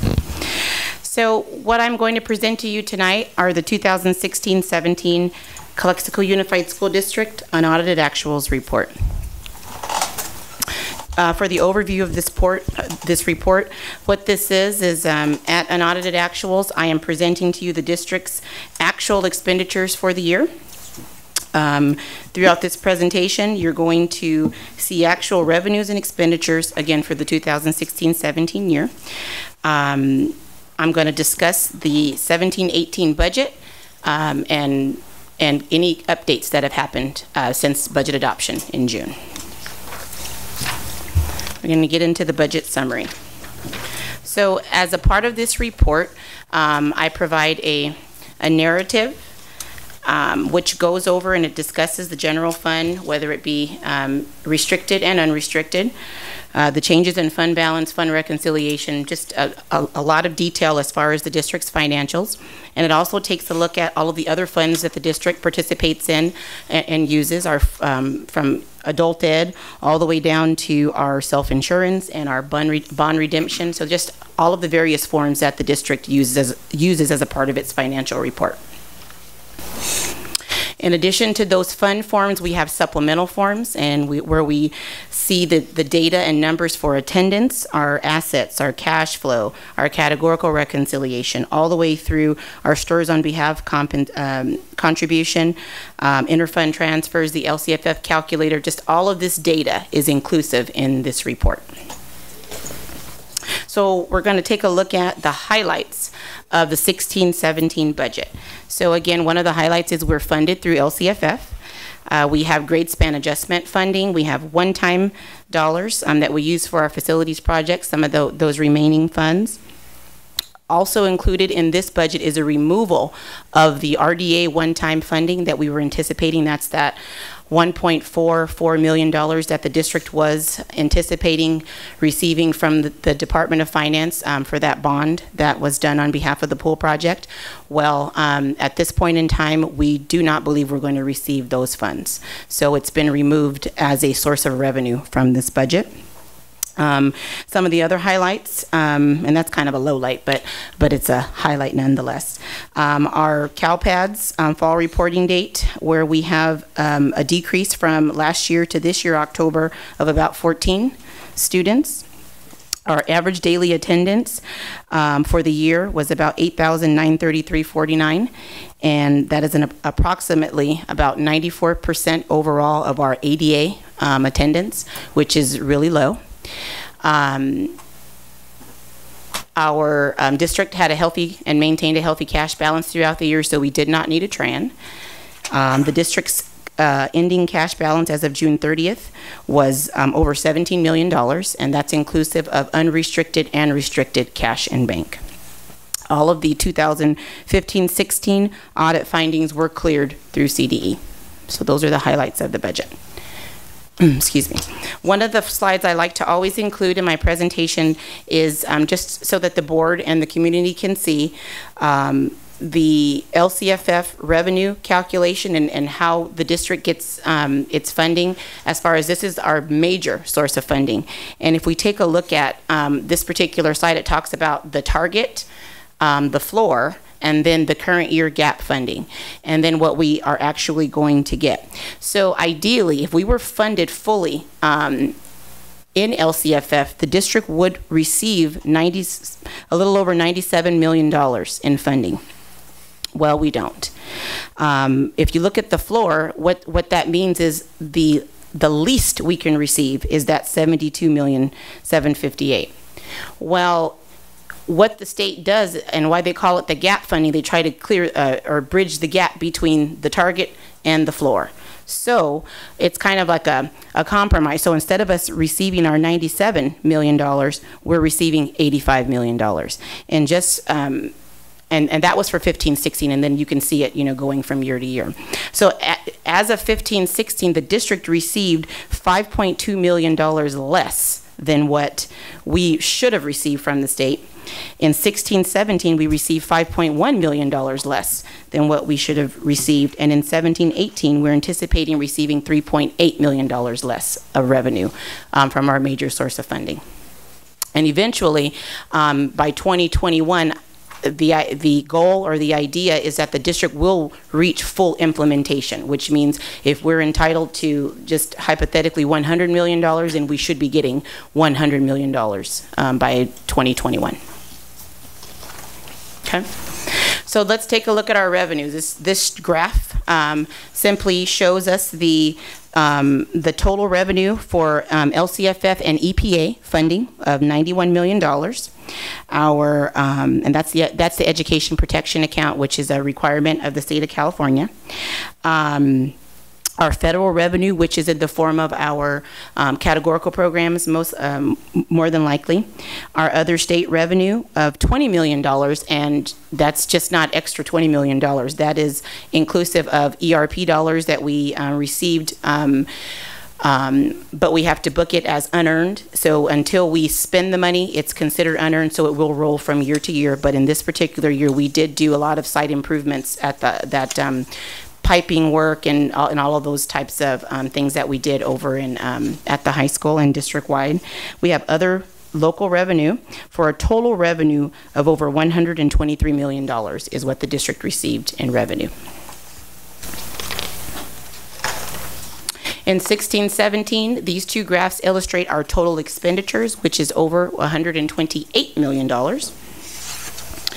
And this slide and graph, they show the total expenditures, and it's broken down by the classification, with the 1,000s being certificated salaries, 2,000s being the employee benefits, and so on and so forth on the chart by dollar amount. And then the second graph takes into consideration the percent of the budget what those expenditures, how they represent in the budget by percentage.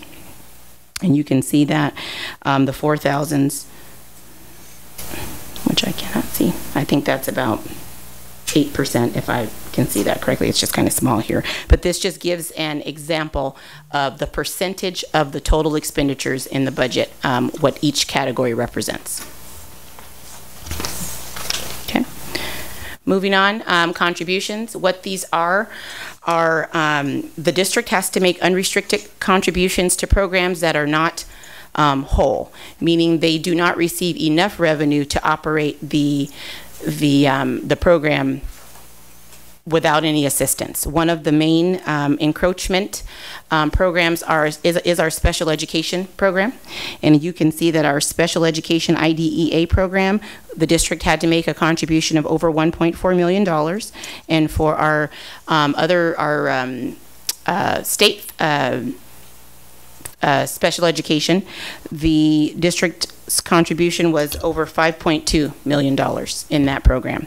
And there were just in the ERP to finish off that work from last year, it was $168,000, and just a couple very minor contributions, like to the ag program, $112, and to the migrant program, $93. So very, very minimal. And then the restricted routine maintenance account, back in 2015-16, which this district has always made our contributions to the RRMA program, that's a straight contribution. And the state of California has mandated school districts to give the minimum of 3%, that we have to contribute at least 3%, and we meet that requirement because we've been doing it all along. So total contributions was a little over $9.1 million to our to restricted programs. Okay.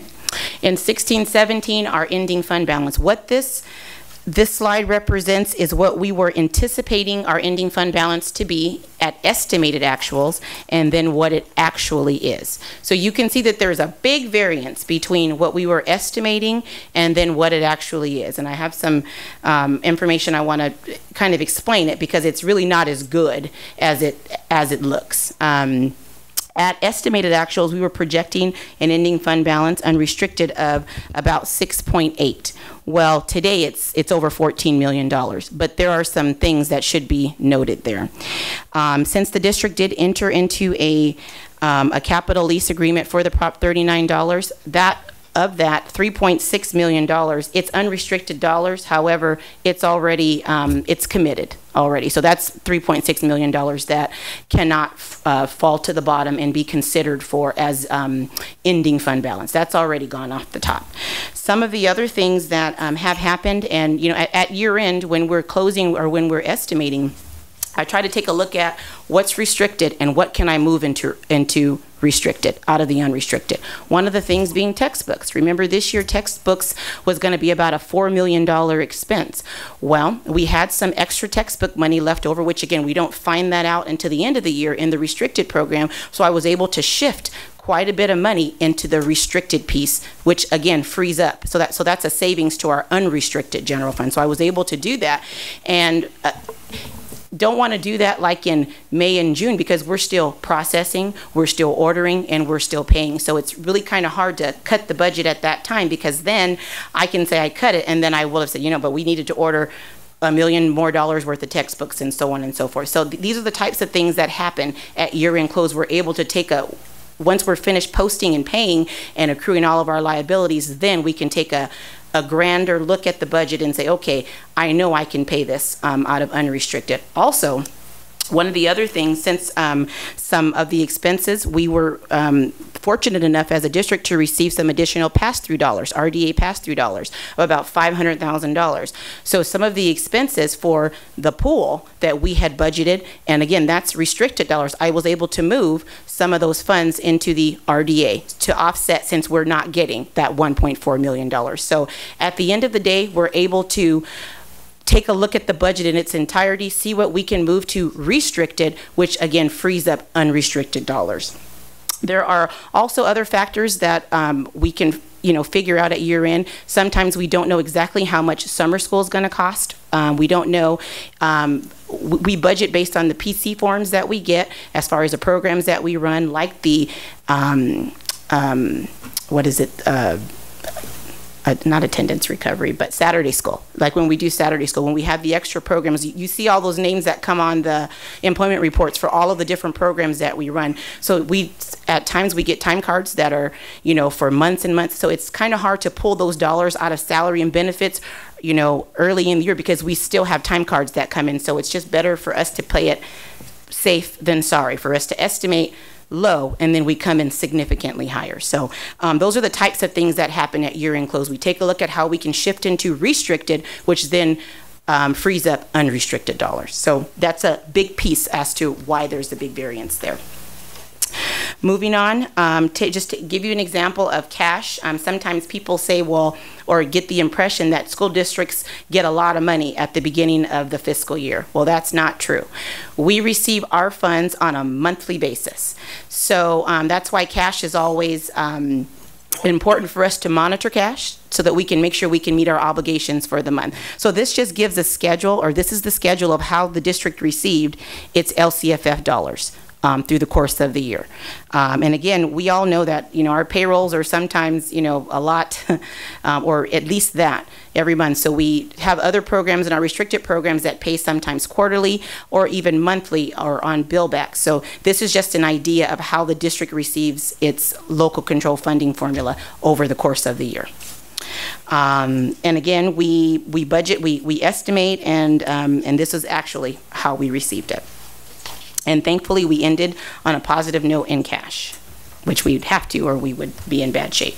Our ending cash balance for 16-17 was over $17 million in cash. And again, that's a combination of unrestricted and restricted. And our projection at unaudited actuals, which was in, at estimated actuals, I think we have those mixed up a little bit. Our actual cash is the $17 million. At estimated actuals, which was in June, was $14 million. So we're actually $2.5 million more in cash than what we anticipated in June. About $2.5 million. Okay. So now on to the 17-18 budget. So we presented a budget back in June, and it was adopted and approved by the board as well as the county. But sometimes the state makes changes, and after we've adopted our budget, and the law says that within 45 days, which is typically in August, that we have to do a 45-day revised budget. It doesn't require any board action, but we have to at least submit it to the county for any changes or anything that's come up since budget adoption. So we did that, and it's per ed code, and that was submitted. And if you turn on the next slide, this is just a copy. It's just a one-page, very brief, very minimal budget update. And what was included at that time, since we were still going through the closing process, is I did not include at budget adoption the one-time discretionary dollars of $1.293 million. Well, the reason for doing that was because at the time of budget adoption, it was told to school districts that we would get the one-time dollars, but we wouldn't get it until 2019. So that's kind of scary for us to budget and depend upon something that we wouldn't get until 2019, especially because we're only in 2017. And there was a great possibility at that time we would not get those dollars. So it wouldn't be something we could bank on or count on. Well, since the adopted budget, all that has changed, and now the district is looking to receive over $1.2 million in one-time funds for the 17-18 budget year. Bless you. Also, since adopted budget, we have agreed or gone into an agreement with the city of Calexico for an SRO. And we don't know exactly how much that's going to cost, but what was budgeted was $150,000 to pay for the SRO, their salary, and benefits through the city of Calexico. So that was just an additional change for the 45-day budget. Also, this next slide includes there's changes in from adopted budget to revised budget, just the different changes in the budget. Again, we have a lot of the Prop 39 going on. We've received ERP dollars that we didn't have or didn't know that we were going to get, which is really great for the district to improve infrastructure and so on and so forth. There is updates, with carryover. Again, we estimate how much we're going to carry over from year to year, and whatever's not spent in the 16-17 year, we simply roll it over into the 17-18 budget with the anticipation of spending it all down in 17-18. Some of the, and if we go through the classifications, which include, our teacher salaries, classified salaries, the benefits. Again, it's so little on my paper I can't read it either, but goodness gracious. We take a look at all things into consideration. We take a look at the negotiated or proposed negotiated agreements and settlements are included in there, and just all things that are a part of the LCAP. The district's indirect cost rate has gone up. So again, we just take a look at how we ended 16-17 and make those adjustments and changes in 17-18.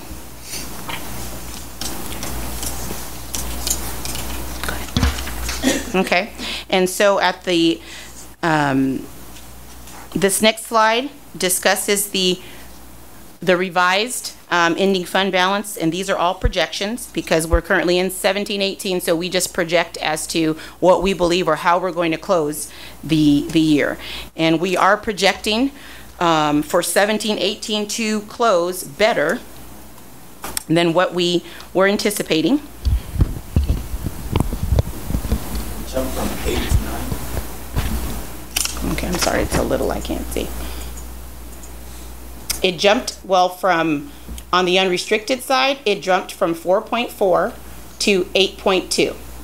Yeah. And one of the reasons for that has to do with, remember, we received $1.2 million in one-time dollars, in addition to, I have another sheet here,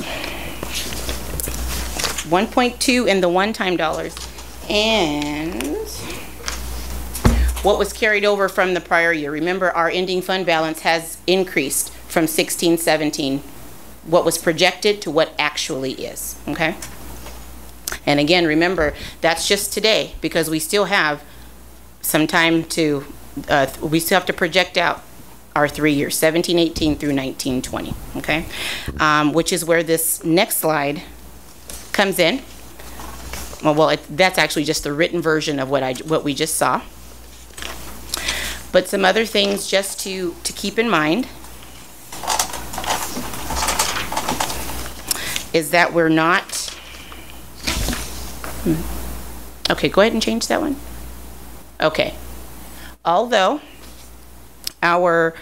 we like to stay at about 10% in our unrestricted reserve, that's not where we are. And if we continue to deficit spend, which we are deficit spending, and what that means is we are spending more than what we're taking in and what we're receiving in revenue, that we will continue to deplete our fund balance. And at this time, based on the fact that our attendance is relatively low, based on the fact that we are projecting to deficit spend every single year, I would classify this as a structural deficit, which means that we are continuously depleting our ending fund balance. I know that I mentioned before that I was hoping that we would not get there, but I think that we are there.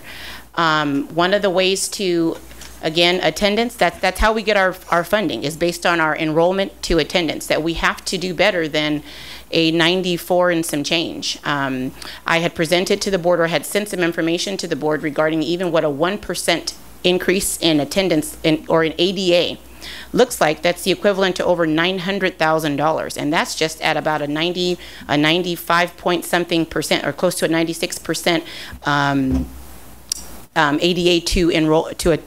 ADA to enrollment rate.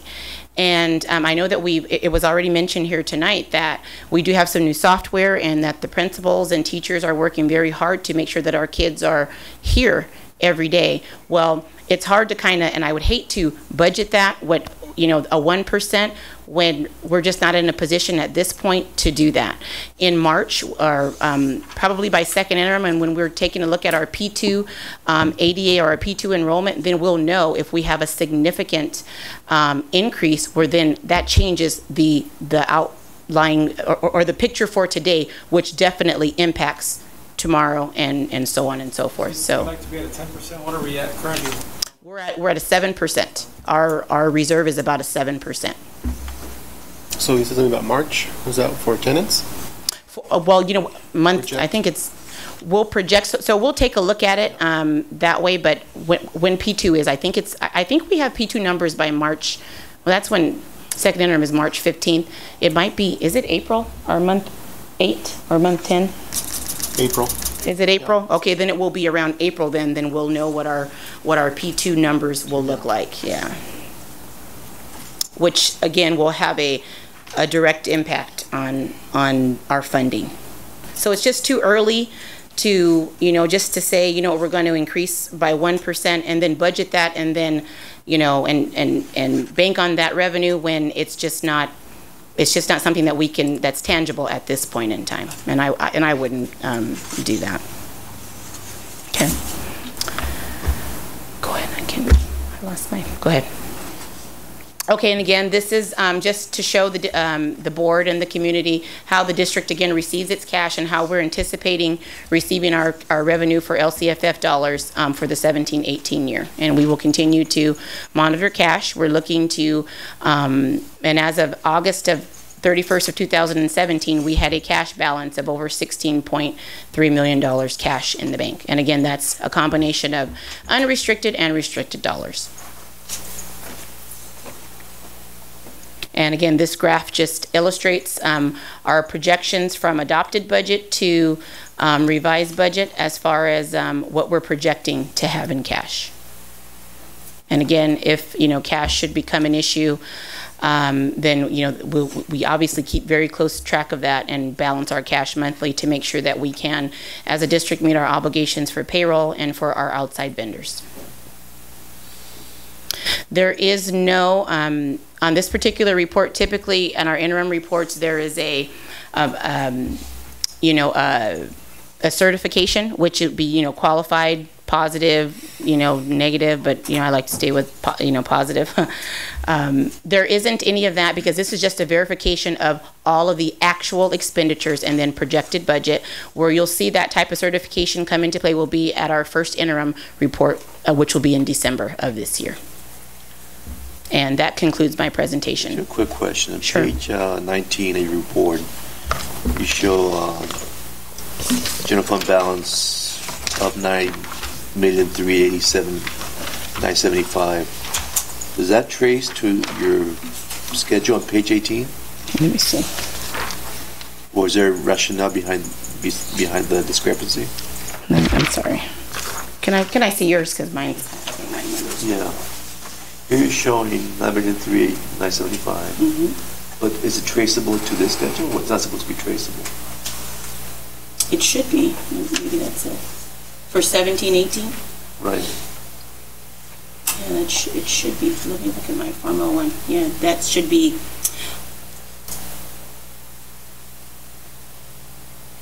I think that looks like a $21,000 difference. And I think we were making an adjustment, but it should, you're absolutely right, it should be that exact number. And we've been working and making adjustments, last minute adjustments. And I think the difference in that is about $21,000, where there was a contribution or a less contribution that the district made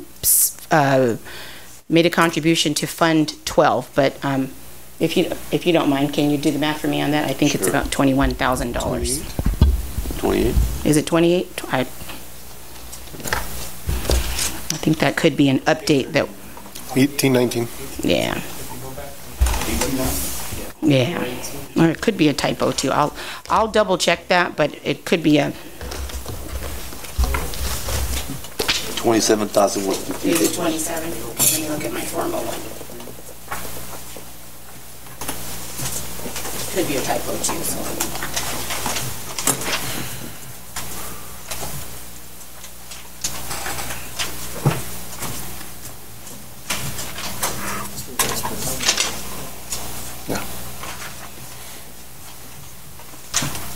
Yeah, that's 27,153 on both sides.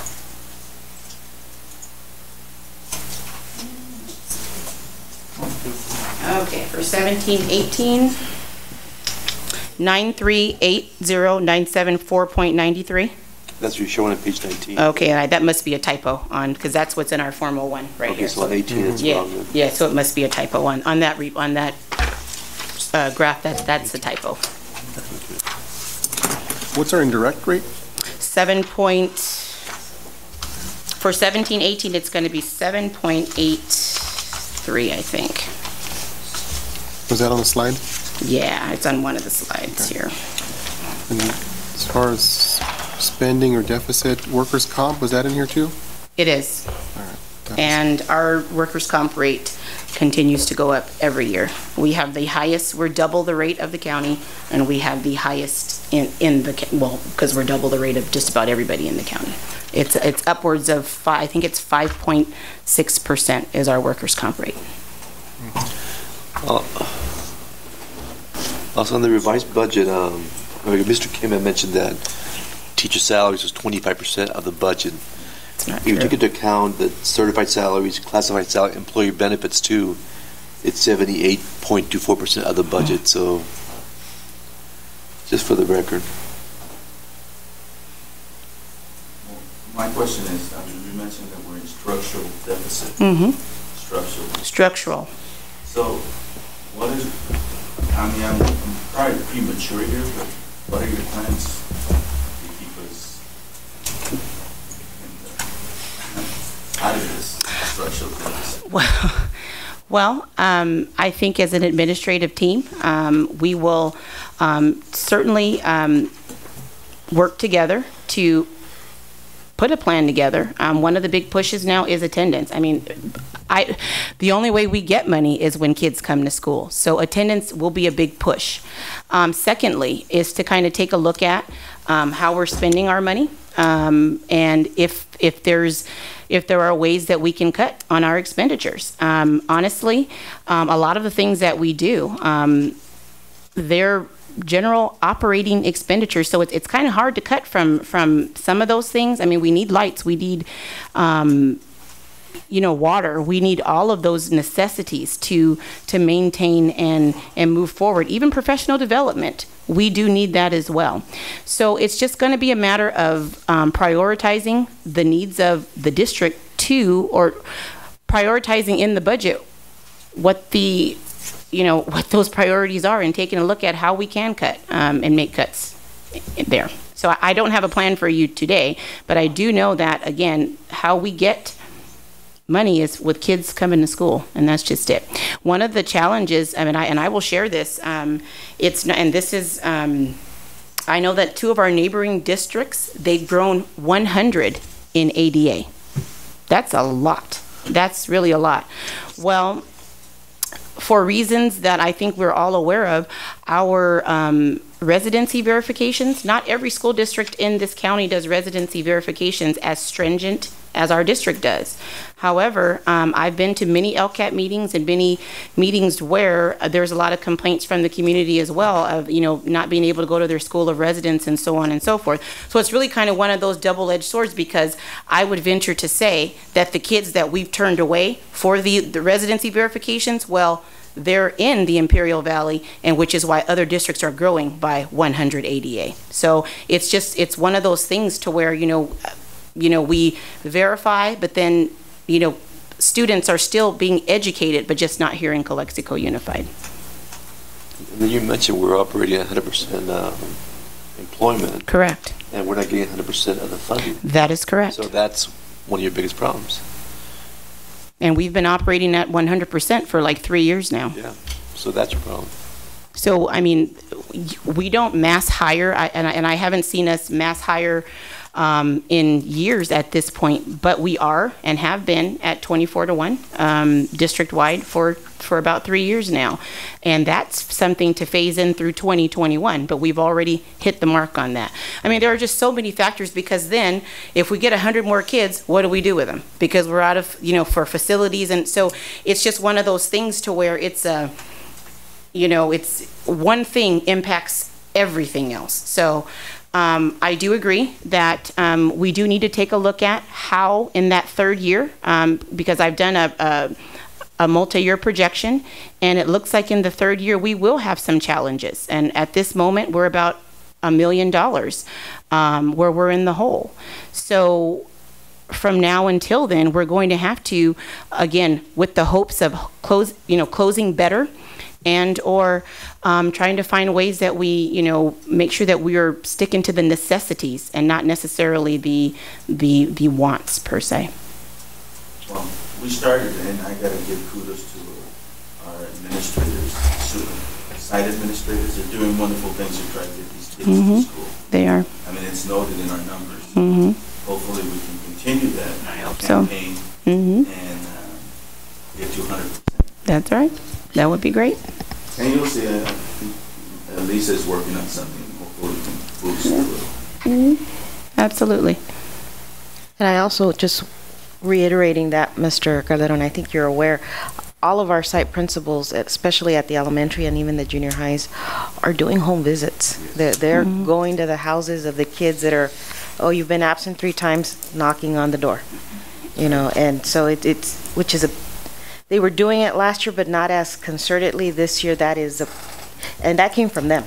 I'm not going to take credit for that. That came from them. So, and that's great. And way to start the year. Absolutely. I wasn't aware this was happening until I went to the site, and this principal was so livid about what she was doing. It's like, okay, it makes a lot of sense, engaging their kids to come to school, and not only engaging our kids to come to school, but also going after the parents where it really matters. Send your kids to school, because everybody gets affected if the kid doesn't show up. Correct. The kid falls behind, the students also are affected, the teachers. Everybody loses in that way. So, indeed. Which is, I think, it's a benefit to everyone. I got it. So, thank you.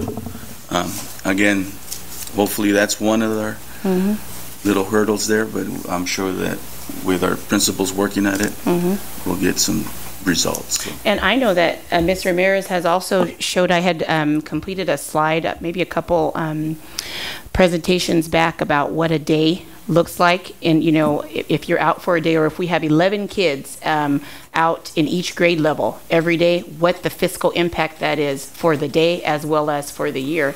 And I know that Ms. Ramirez had been sharing that at the LCAP to parents, and sharing it even with our administrators, so that the message can get out there that, every school day does count, and it counts for education purposes, but it also counts to keep the schools up and running too. So I know that she's been sharing that data out there as well.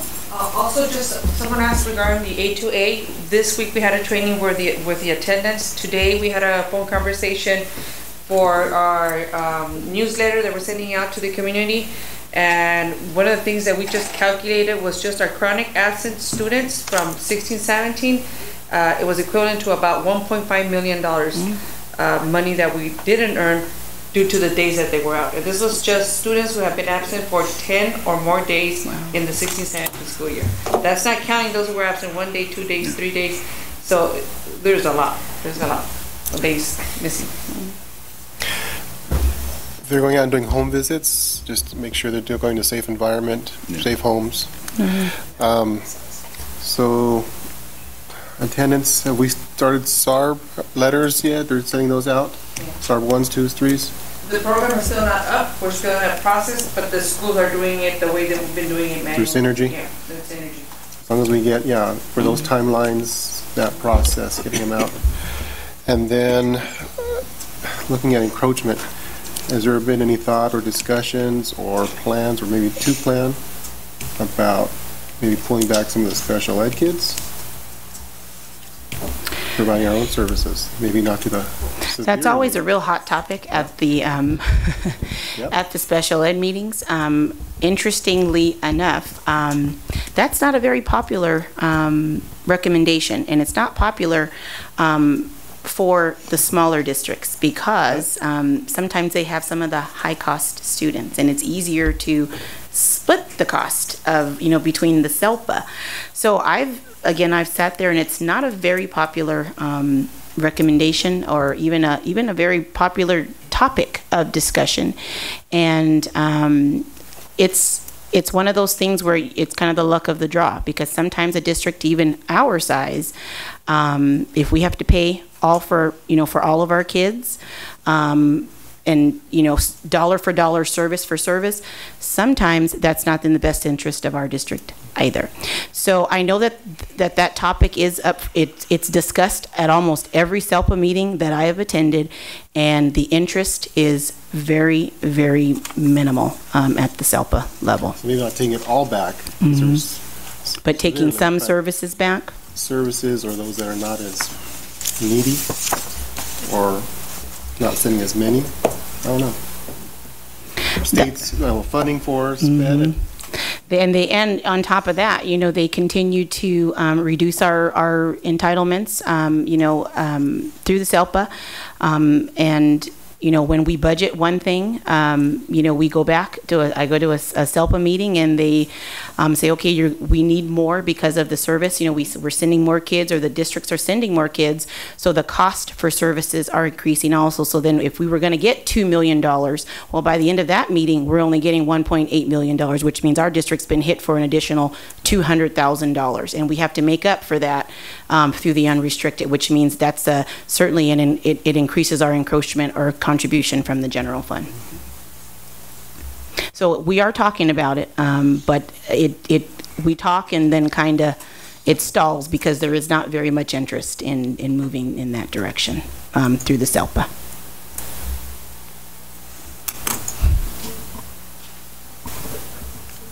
I told you I'd be here for an hour. Okay, motion to approve. Second. Second by Alvarado. All those in favor, please say aye. Aye. Aye. Aye. Voting in favor of this item, Romero, Calderon, Castillo, Alvarado, and Calderon Jr. K19, resolution adopting the Gantt limit for fiscal year 2017-2018. I move it, approve. Thank you. Moved by Romero, second by Calderon Jr. Well, this is a roll call, so. Okay. It's a roll call. So Romero. Yes. Calderon. Yes. Castillo. Yes. Alvarado. Yes. Calderon Jr. Yes. Motion passes. And we have K20, certificated employment report. I motion to approve to include as coordinator of elementary education, Anna Moninger, to be added onto the report. You have a second? I'll second. Second by Castillo. All those in favor, please say aye. Aye. Aye. Voting in favor of this item, Romero, Calderon, Castillo, Alvarado, and Calderon Jr. K21, classified employment report. There was not much. I motion to approve.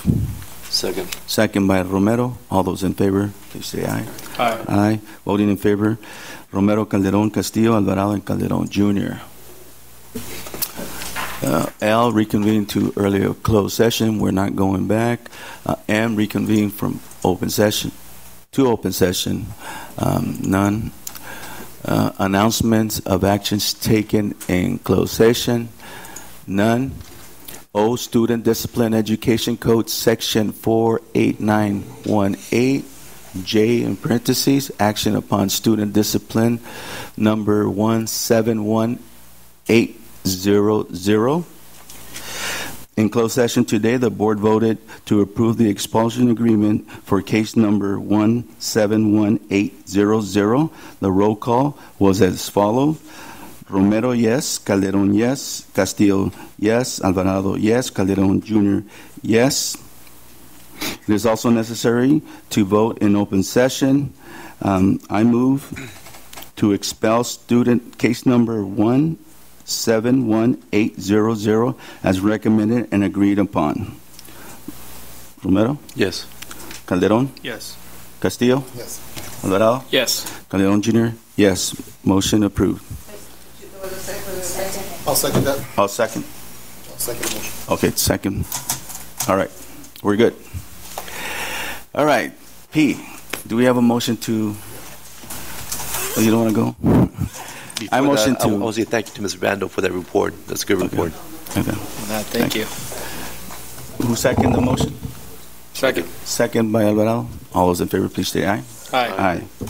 Thank you and good night. Meeting adjourned.